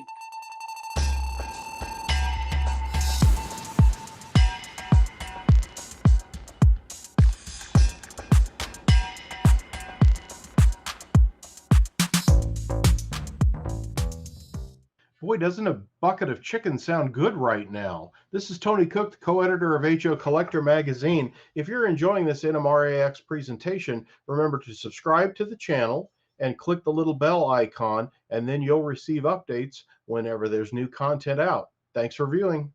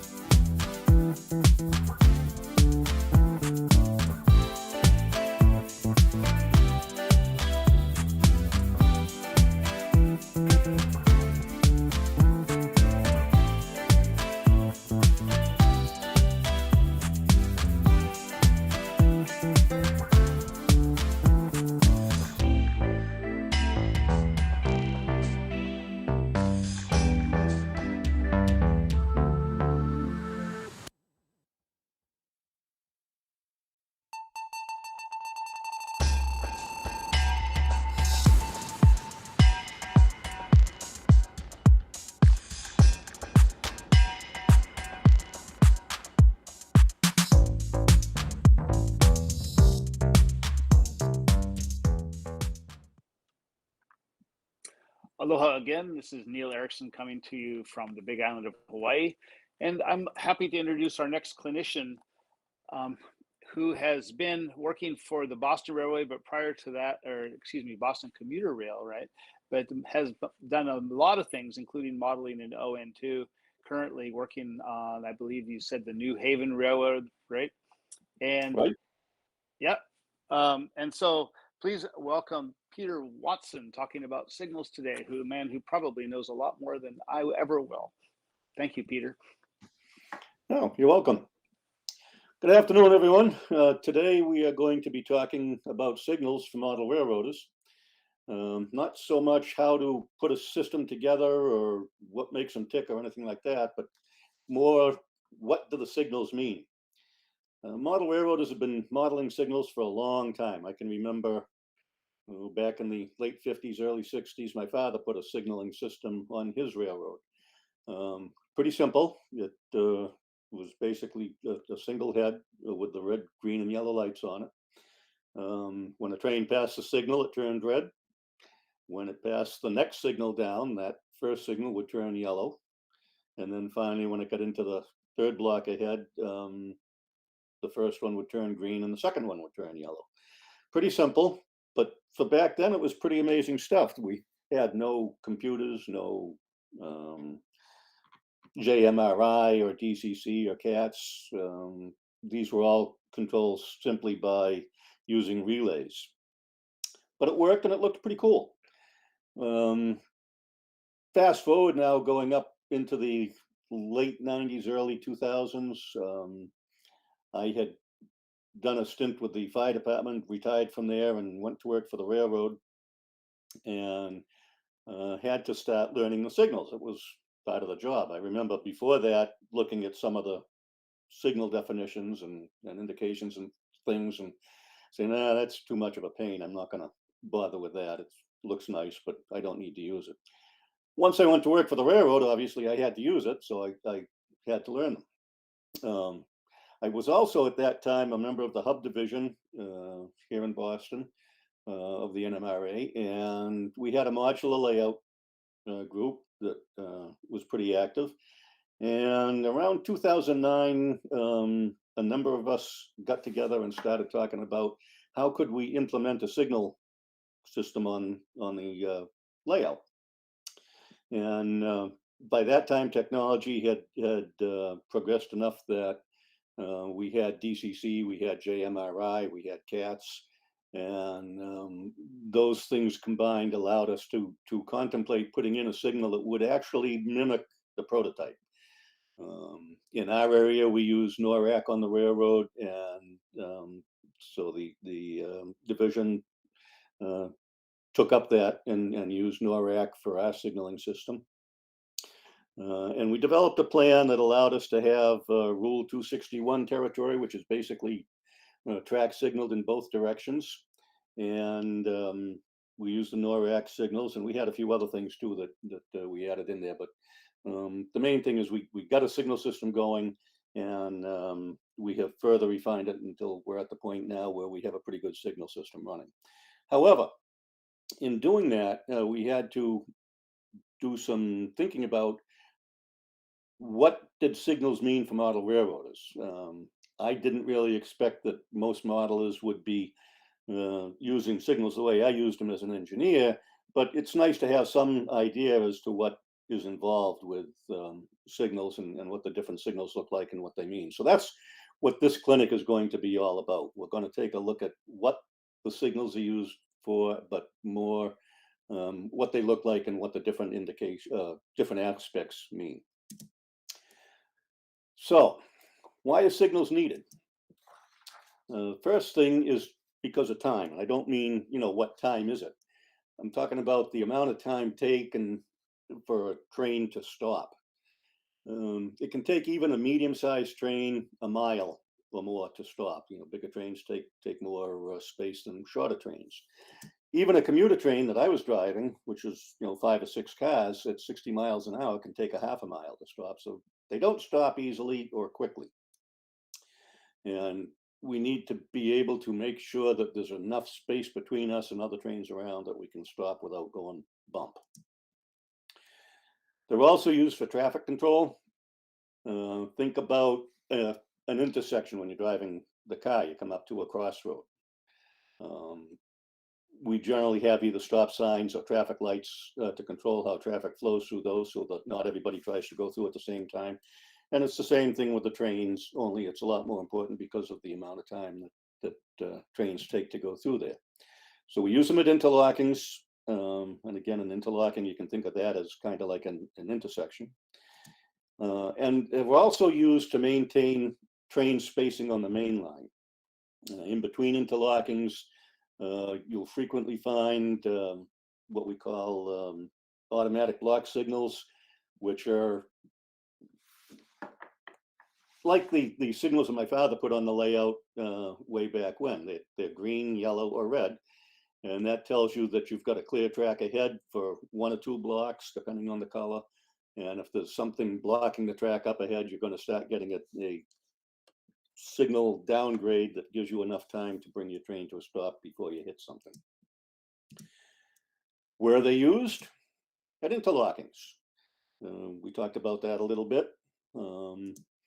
They're also used at control points. And a control point is just some place where the dispatcher needs to be able to put a stop signal up to control trains' access to different things.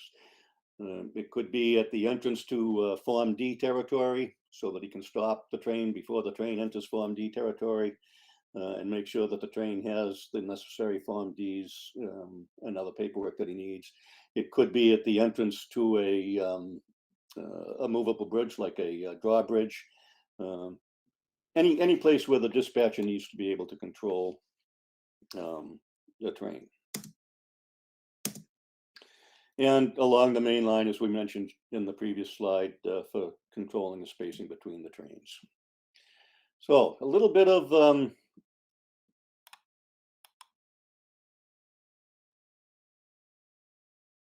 let's see. Am I still sharing? Yes, sir. Okay. A little bit of definitions are necessary here. Whoop. We lost it now. Now I lost it. Hang on a minute.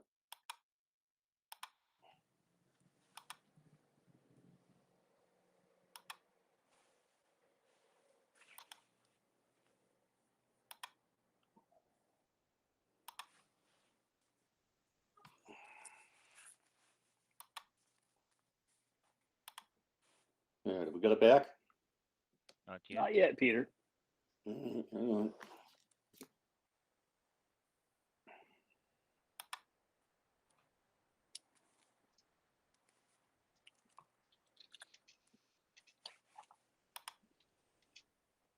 There you go. There was a question. What is NORAC? Is it a national signaling standard? Yeah, I'll get to that in a minute. Let me get back to my presentation here. There you go. Thank you. It's perfect. We on We're the gonna go full full screen. Okay, we good? Got the full screen now? There we go. Okay, good. All right. Oh, damn it. Oop, pardon me. Didn't mean to do that.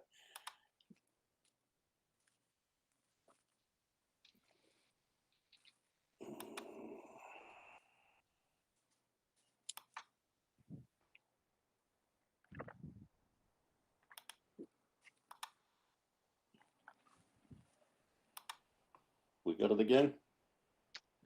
Still showing. There you go. Looks, yep, looks good from here.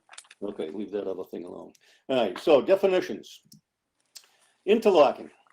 An interlocking is an interconnection of signals and signal appliances such that their movements must succeed each other in a predetermined sequence, assuring that signals cannot be displayed simultaneously on conflicting routes. This is your rule book definition of it. And basically what that's saying is that at an interlocking, things have to be controlled to the point where we can't possibly send 2 trains on the same track at the same time or across different tracks where they might meet at the same time. Now think about the old interlocking towers where you had banks of levers and the operators up there had to pull these levers. And those levers were connected to switches, they were connected to locks, and they were connected to signals. And to line a route through the interlocking, the signal operator would have to first set up signals that would stop any opposing movements. Then he could throw the switches, then he could lock the switches, and then he could set the signals for the train that was going through the particular route that he was setting up. And while that route was set up and those signals were displayed, nothing else could be directed into that area. So, and interlockings, again, they can be simple, like we show here, a simple crossover. It could be at a terminal area, like such as a station, or it could be a drawbridge. Those are all examples of interlockings. Home signals are the signals that control the entrance into an interlocking. It's Pennsylvania. Hello? The westbound home signal is over here. This is the eastbound home signal, and those are the signals that control the entrances into the interlocking. Before you get to the interlocking, you need to have some indication that the signal ahead of you might have changed, and those are done with the distance signal. A distance signal is a fixed signal used to govern the approach of a train to a home signal, so that if, for instance, we're on a track here and we're going to come down and we're going to divert over to the track over there, then we would have to have a signal before we get to the interlocking that tells us that the interlocking signal is going to be something other than a clear, so that we're down to the proper speed for it. And then outside of that, we have the automatic lock signals that are in between interlockings. And these have no control by the dispatcher. They're simply set up to make sure that trains keep their proper spacing. Signals are defined in the rule book.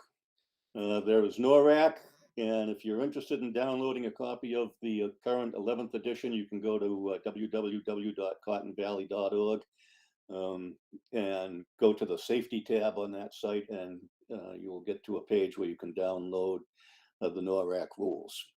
There's also general code, and CSX also in our area has their own set of rules. There's probably others around the country, but like I said, the MBTA uses NMRAx. Any trains of ours that run on CSX territory have to use the CSX rule book while we're on their territory. General code doesn't really get used too much by us around here. It's the 11th edition. And NMRAx stands for the Northeast Operating Rules Advisory Committee. And this is a group of railroads that got together back 11 editions ago. And at that time, rules were kind of scattered across the different railroads. They all had their own rules, own definitions of things. And they got together to try to find some commonality. And they came up with the 11th edition. Or back then, whatever the edition was. These are the different railroads that are part of the NMRAx, and you can see there's quite a list of them there. Amtrak's on there. Keolis down here, who is the current operator of the Boston Commuter Rail, is part of it. Four River Railroad is in our area. Pan Am Railways is part of it. There's a whole bunch of them there, and they are the ones that meet periodically to review and update these rules. Kinds of signals. There's a control signal, and this is one that the dispatcher can control up to a point. He can set it to stop, so that if he needs to stop you before you go into an interlocking for some reason, or before you go into a, say, Form D territory, he can set the signal to stop, and you would have to stop. He can also set it to a permissive aspect, although he does not control which aspect are displayed. He can only say, go or no go. And then there's the automatic signals, which again, those are the ABS signals that we have along the main line in between interlockings. Let's talk a little bit about what information do the signals convey. They convey information as to what's on the track ahead of you. Pretty important to know. If you've got a track or a train in the block ahead of you, it's good to know that, and you need to control your speed accordingly. So signals help to give us that information. When we approach an interlocking, it can tell us which route we're going to take. Are we going straight, or are we going to divert? And they also will tell us what the speed allowable is. And this can be a little confusing. I know when we started doing signaling on the modular group, we had some folks that thought they should use a signal if they wanted to slow a train down out along the main line for some reason. And that's not really what we're talking about here. when I'm running a train out along the main line, I have to know the speeds on that. Kind of like the riverboat captains used to have to know all the ins and outs of all the river that they were negotiating. Well, engineers and conductors have to know the same thing with the route that they're on. You have to know where the switches are. You have to know where the sidings, interlockings are. You have to know what the speeds along those routes are. And that's all found in the timetable, the employee timetable. And here's an example of one here. This is part of the timetable for commuter rail between Boston and Plymouth. And if we look up here, it says locations and speeds shown in normal type are maximum authorized speeds. Also can be abbreviated, you may see it MAS. Locations and speeds shown in bold type are speed restrictions. So if we look down here at the first line, the speed between Pearl, which is an interlocking in Braintree, and the end of the line down at Plymouth is 70 miles an hour. And so that's the maximum authorized speed along that section of track. However, that's not the only speed along there. So the next line down shows that between Pearl interlocking and milepost 12, the speed is only 40 miles an hour. Now there's no sign or no signal that's going to tell me that. I have to know that. We go a little bit further south between milepost 12 and milepost 12.72. If you're heading northbound, the speed is 55. And for both directions, between milepost 12.38 and milepost 13.7, the speed is 60, and so on down the line. So these are things that we have to know. The signals will give us speeds when we're going through interlockings or at other control points, but not necessarily along the whole line. All right, so what other information do these signals convey? When you read a signal, you're reading it from the top down. This is a three-headed signal, and if we look at it, the high-speed route is generally governed by the top head. And generally high speed, we're talking about speeds in excess of 45 miles an hour. The middle head is the medium speed route, and medium speed is defined in the rule book as 30 miles an hour in most cases.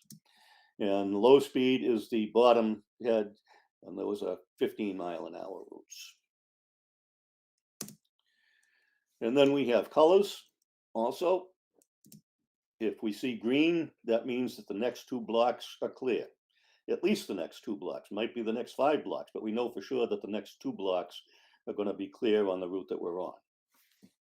If we see yellow, it means that only 1 block beyond the signal is clear. The route beyond that is blocked by something. It could be another train or could be a stop signal, but whatever it is on this particular route, yellow, we're only good for 1 more block. And then the third color, red, means exactly what it says. The route is not passable. Stop. So here's a stop signal. And if we're coming along and we see this signal, now first of all, before we get to this signal, we would have had another signal back behind us that has alerted us to the fact that this signal is going to be all red. And it means just exactly what it's saying. Everything's red. Don't go beyond this signal. And there's really only 2 ways we can get beyond this signal. And one is if the signal changes and give us a more favorable indication, or 2, if the dispatcher gives us verbal permission to pass the stop signal. And that's a very prescribed way of doing that. You have to talk to the train engineer or the conductor and give them permission to pass the stop signal. And they call out the train, say, train 281, you have permission to pass the stop signal on track 1 at Pearl interlocking and proceed south to track 1. And then the engineer would repeat it back to them in the same form. And then when that's done, then the dispatcher would say, okay, you're okay to go. But those are really the only 2 ways you can go by a stop signal. Here's some different indications of stop signals. They're all basically the same. They all red, no other colors. And depending on what the track conditions are would depend on what type of signal you'd see. Over here, we have a signal with 3 heads. It means that it's somewhere along the way in there. That signal needs to be able to convey slow speed indications. The middle one needs to be able to convey only medium and full speed indications, etc. Now, before we move too much further on, we've got to talk a little bit about restricted speed, because when we get that permission to pass the stop signal verbally from the dispatcher that we just saw, and he gives us that verbal permission, after you go by that signal, you can only operate at restricted speed. And this is a very important rule in the rule book. In NORAC, it's Rule 80, movement at restricted speed. And movements made at restricted speed must comply with the following requirements. Controlling the movement must be controlled to permit stopping within 1/2 the range of vision, short of other trains or railroad equipment occupying or fouling the track. Obstructions on or fouling the track, switches not properly lined for movement. In other words, if you're coming up upon a switch and it's not lined for the route that you're supposed to be taking, particularly if it's a trailing point switch, you better not go through it or you're going to own it. Derail set in the derailing position. Employees working in foul of the track. And when I first started working for the railroad, I was with Amtrak, and they were hiring a lot of conductors for the work electrifying the line between Boston and New Haven.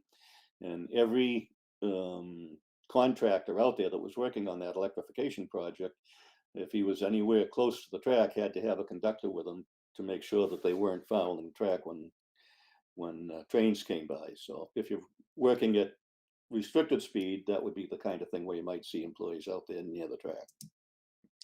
And then, of course, the end of the track. We don't want to run off the end of the track. Any signal requiring stop. So those are all things that you have to be watching for. In addition to those, you have to be vigilant. Employees controlling or directing a movement at restricted speed must be on the lookout for broken rail and misaligned track, and have to control the speed of the movement so that if you're outside of an interlocking, you can't exceed 20 miles an hour, and within the interlocking limits, you have to keep it down to 15 miles an hour. And this restriction applies to the entire movement unless otherwise specified in the rule or instruction that requires restricted speed. So the next signal we're going to look at is a stop and proceed. Now, if you look at this, it looks pretty much like the stop signal with one exception. We have this sign down here. And that indicates that it is not a stop signal, it is a stop and proceed signal. And the numbers in that sign typically are the milepost that the signal is located at. So if the signal is at milepost 43.5, that would be the number that you're seeing in that sign. And what this signal tells us is to stop. Then you can proceed at restricted speed until the entire train has cleared all interlocking and spring switches, and the leading wheels have passed a more favorable fixed signal or entered non-signal DCS territory. DCS is a Form D territory. This can be modified by the individual railroads in their rules and in the timetable. And in fact, the MBTA used to change this so that number one passed a more favorable fixed signal. Back that up just a little bit. The leading wheels, the MBTA had it so that the entire train has to pass a more favorable signal or enter non-signal DCS territory. Different railroads will have different requirements, but in general, the way the rule reads, unless they've made that change, is that the leading wheels. In cab signal territory, trains with operative cab signals must not increase their speed until they have run one train length or 500 feet, whichever is greater, past a location where a more favorable cab signal was received. And here's some examples of stop and proceed signals. Now, if you take a look at this one here, there's no light showing there. And this is probably a good place to point out that there is another rule called that deals with imperfectly displayed or missing signals. And basically it says if the signal is not displayed properly, or it's imperfectly displayed, or if there's a light out, then you have to treat the signal as though it were the most restricting aspect that the signal could display. So if we look at this one, and this is a signal that you might see in certain territories, the most restricting signal that this could display would be a stop, or stop and proceed. So that's how that would be treated.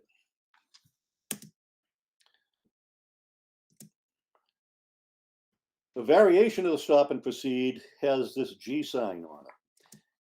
It means the same as the others: stop, then proceed at restricted speed until the entire train has cleared all interlocking, etc., etc. But it has this G symbol on it, and we're identified by special instruction, or where the letter G, grade marker, or R for restricting marker, is displayed in addition to the number plate. As part of these aspects, the freight trains may observe the signal as though a restricting rule 290 were displayed. And basically what's that's for is so that a train, a heavy freight train, does not have to stop on a grade. Might not get going again. So in those cases where that letter is displayed on there, the train can come down and be doing restricted speed when he passes that signal and keep on going so that he doesn't have to come to a complete stop. Again, in cab signal territory, you have to run one train length or grade past the location where more favorable cab signal was received.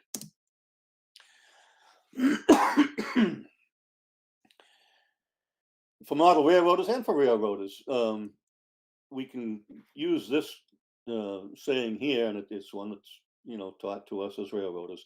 If it's not all red, it's not red at all.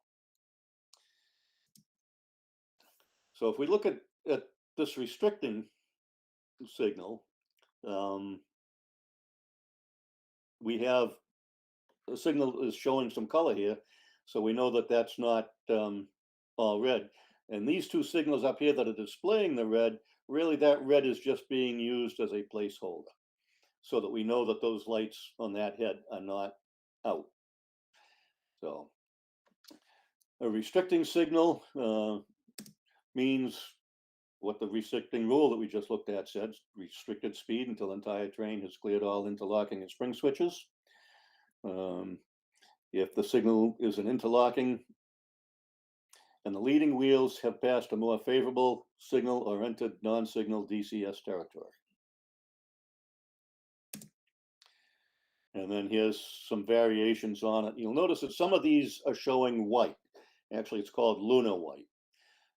This is proceed, again, at restricted speed. And on some railroads, they use a lunar white in this particular application. Not all railroads, and if it's a railroad that you're working on, you would know what it would be in your rule book. Next signal we're going to talk about is clear. And if we look at this signal, we're up here. If we go back to that slide a few slides ago that told us what the signals meant, we're up here on the high-speed route. We have a clear signal. The green light indicates that the next two blocks ahead are clear. On any other routes that we have, medium or slow speed routes, they are not passable. So proceed not exceeding normal speed, and as I mentioned, it can also be abbreviated as MAS, maximum authorized speed. Some variations on the clear signal. In some cases, you may see a double green, or it may just be green over red. And in this case here, the only signal that this could be would be another clear signal, because there is no green over yellow. Cab speed is a variation on the clear signal, and that's indicated by the flashing green light. And this one tells us to proceed in accordance with cab signal indication. Reduce speed to not exceeding 60 miles an hour if cab signal is displayed without a signal speed, or if cab signals are not operative. Engines with cab speed units or ADUs in them will show what the signal is, that information is conveyed to the ADU through the rail. And some of them also have a speed in miles per hour on them. So if you're on a track that's say 80 mile an hour maximum speed, and the ADU says 60, and you have this cab signal, cab speed signal showing, then you would have to reduce to 60 miles an hour. If it's at 40, you'd have to reduce to 40. On ADUs without that speed indication, you have to reduce speed so that you're not going any faster than 60. And this is some other signals that you might see this indication on. Next signal, approach limited. And here's a case where we have the top signal is yellow, so it's telling us that we have on that line, we have a clear track, only one block ahead. And on the medium speed, or in this case, limited speed route, we're clear for 2 blocks ahead. So we can change that signal, make it flashing, and go from a 30 mile an hour signal, which is what the signal head in this area is, up to a 45 mile an hour route. So this is telling us proceed approaching the next signal at limited speed. And we have to be down to 45 miles an hour, which is what limited speed is, by the time we get to the next signal. Some of the other approach limited signals that you might see out there. And if the approach limited is telling us to be down to 45, then probably this is what you're going to see at the next signal. And this is a limited clear. And what this means is proceed at limited speed until the entire train clears all interlocking or spring switches, and then you can proceed at normal speed. So we know by the green light that the next 2 blocks ahead at least are clear. And the limiting factor here is the fact that we're diverting from the route that we're on to a different route. And the speed, maximum speed through that set of switches is going to be 45. In cab signal territory with fixed automatic block signals, trains not equipped with operative cab signals must approach the next signal at limited speed as well.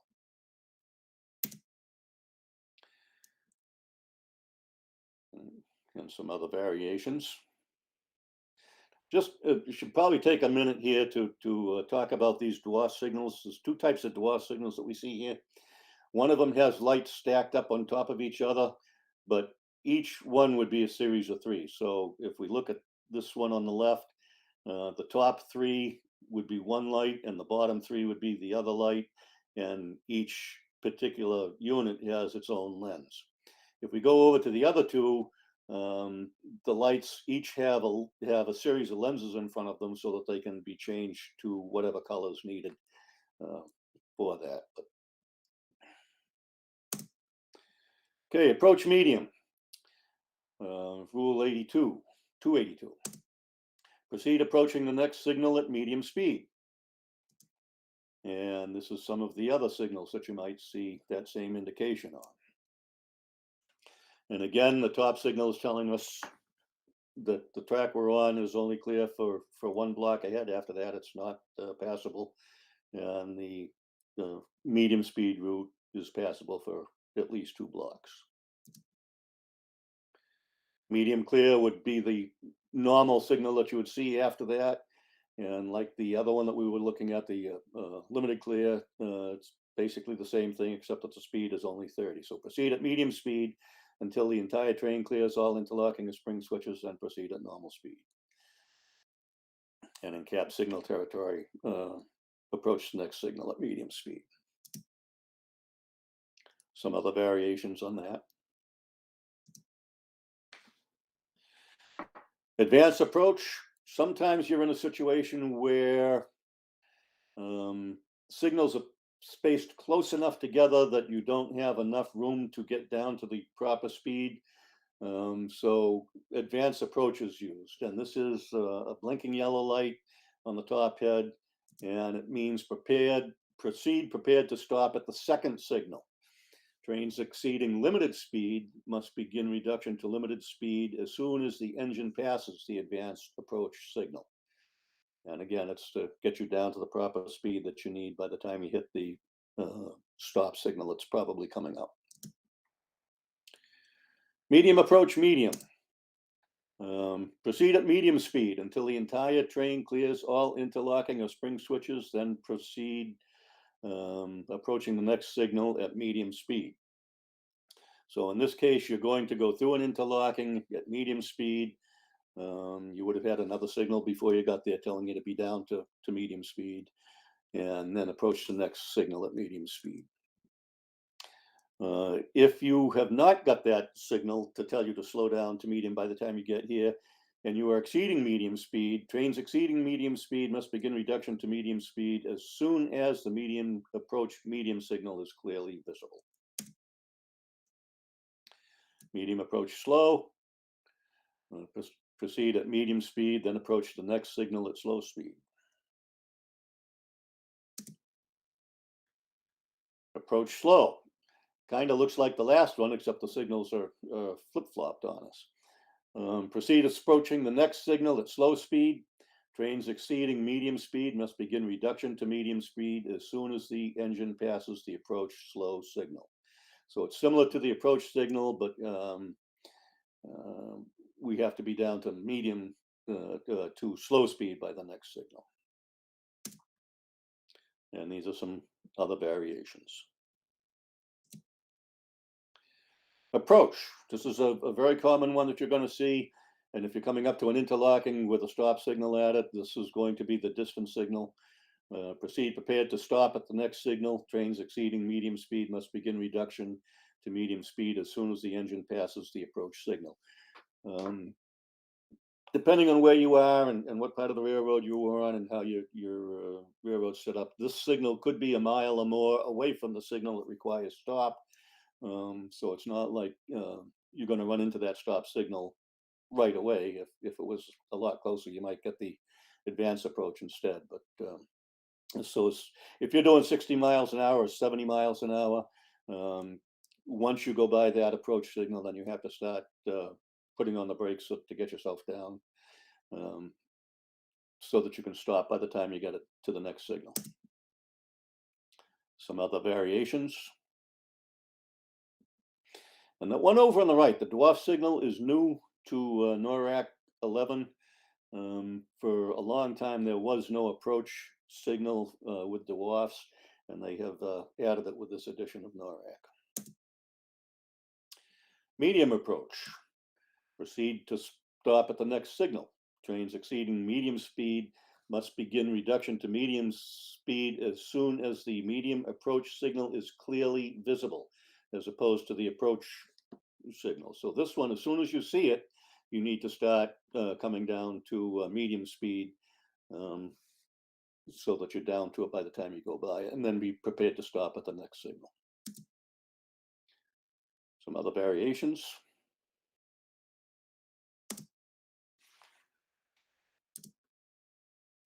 Limited approach is basically the same thing, except that it's going to proceed prepared to stop at the next signal. Limited speed applies to through all interlocking or spring switches, then medium speed applies.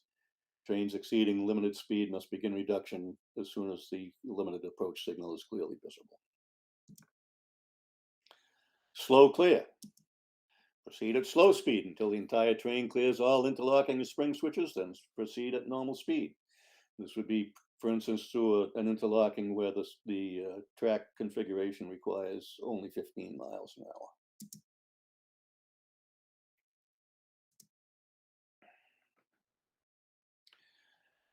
Slow clear. Some other variations. Slow approach. Proceed prepared to stop at the next signal. Slow speed applies until the entire train clears all interlocking and spring switches, then medium speed applies. But you still have to be prepared to stop at the next signal. And basically what these are telling us is that the interlocking may require only 15 miles an hour. But once you get through the interlocking, the next signal may be, further down the track, and they want to keep the trains moving. So they let you pick your speed up a little bit. And then coming up to the end, we're going to talk a little bit about color position and position signals. The color light signals, which are the ones that we've been dealing with, are on the left, and the position color light and position light signals are the other two. And all three of these mean the same thing. They're all showing a clear indication. If you think of a conductor giving a proceed indication to in hand signals to the engineer, he's moving his hand or his lantern up and down, and that's kind of a way to look at these signals here. They're in a vertical orientation, so up and down is equivalent to clear. For the approach signal, in the color light would turn to yellow. The position color light uses signal and a diagonal orientation. The position light signal is, the colors don't change, it's always the same colors, but again, you have that slanted aspect. And this is stop. And again, if a conductor is giving a stop signal to an engineer, he's moving his arm or his lantern back and forth horizontally. And that's what those signals kind of replicate. This is what the approach medium signal would look like.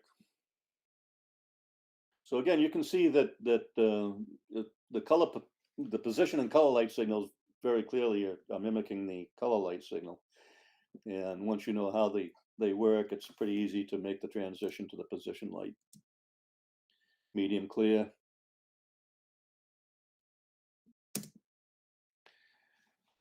These are two websites that you can go to.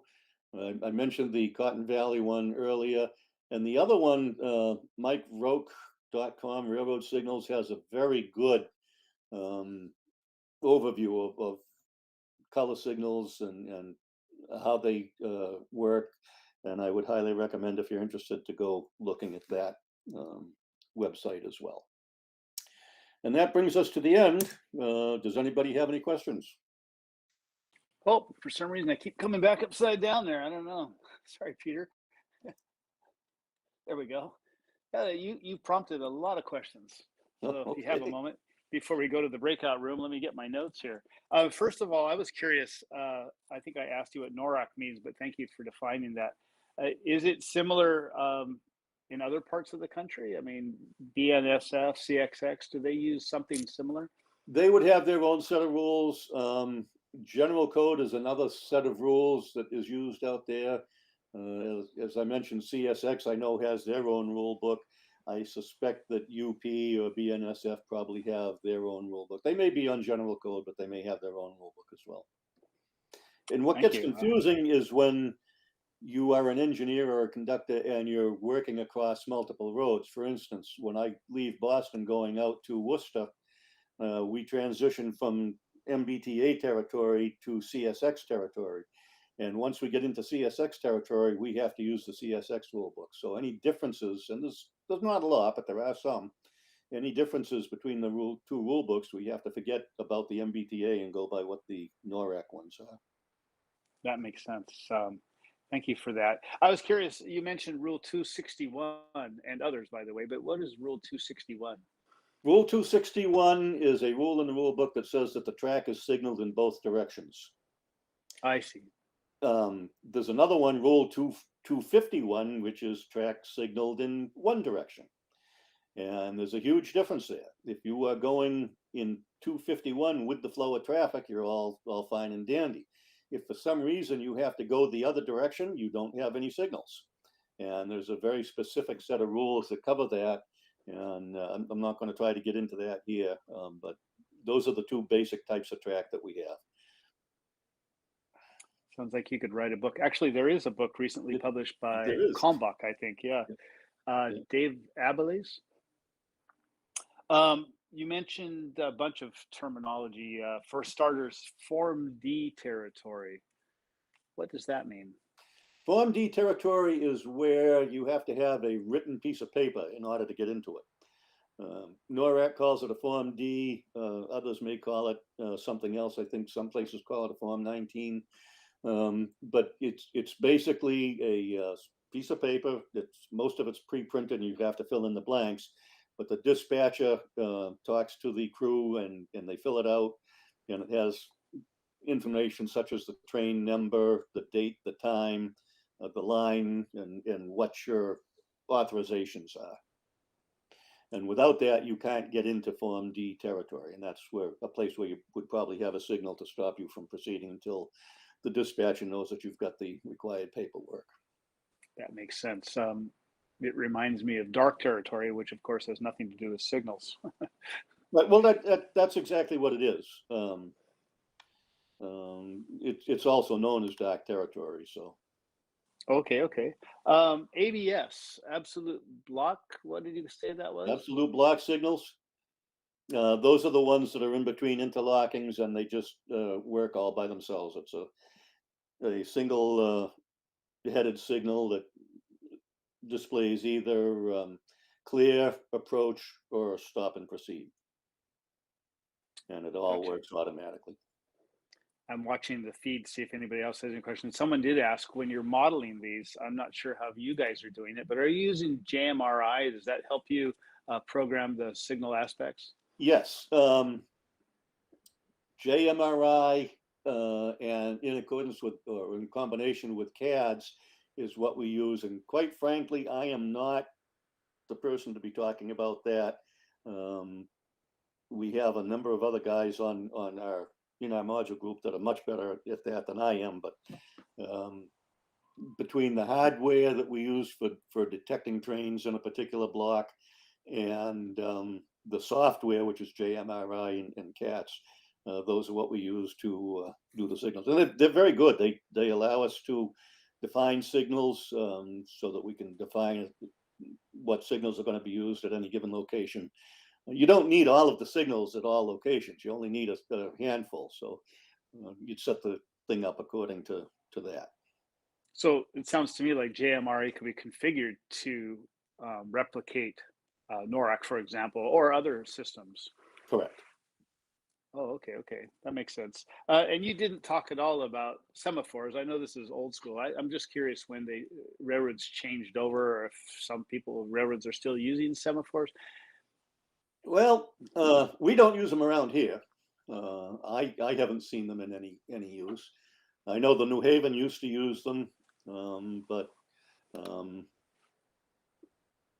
on just a second here. I didn't mean to stump you there, but yeah, you haven't seen them around here. Semaphores around here just pretty much aren't used. So. Well, I'm anxious to learn more. There is a breakout room. I don't know if you're going to be able to attend over there. The MRL-Aussies, spelled AUSSIES. That's through wereby.com. Mm-hmm. And anybody that wants to join and learn more from Peter, I think that would be a good spot. And the last group, frankly, is still going on. And I believe John is still in that group. And if you want to meet our NMRA president, Cordy Robinson, he's there along with others. So, okay. Peter, thank you so much. It's probably more to digest than I have time for. There's a lot to it, but the main thing is for model railroaders, if it's not red, it's not red at all. We can stop our trains a lot faster than the real ones can. And if you just remember, anything that's all red, stop. If it's showing any color, if it's green, go. If it's yellow, go slow. And if it's red, stop. When we get into the breakout room, I want to ask you about signals that I see during modern era, at least on the West Coast, where they are dark and everybody keeps moving. And so I wondered if that's a different standard. So hey, everybody who's had an opportunity to join us, I want to thank Brad Anderson and Gert Speed Mueller for helping do this. And of course, Gordy Robinson for setting everything up. And Peter, thanks again. My pleasure. Back to you, Speed.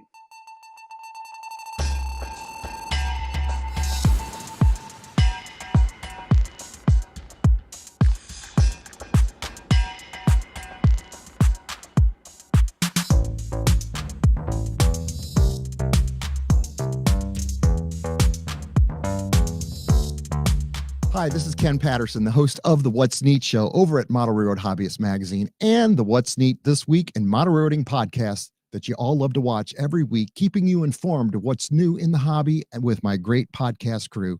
Now, if you like the NMRAx content that you're watching, don't forget to hit the like button and or subscribe, and be sure to hit that little bell icon at the bottom so that you are notified of the next show coming up. So rock and roll, guys. Enjoy the rest of this show. How's that? That last one was the best because I got my rock and roll in there.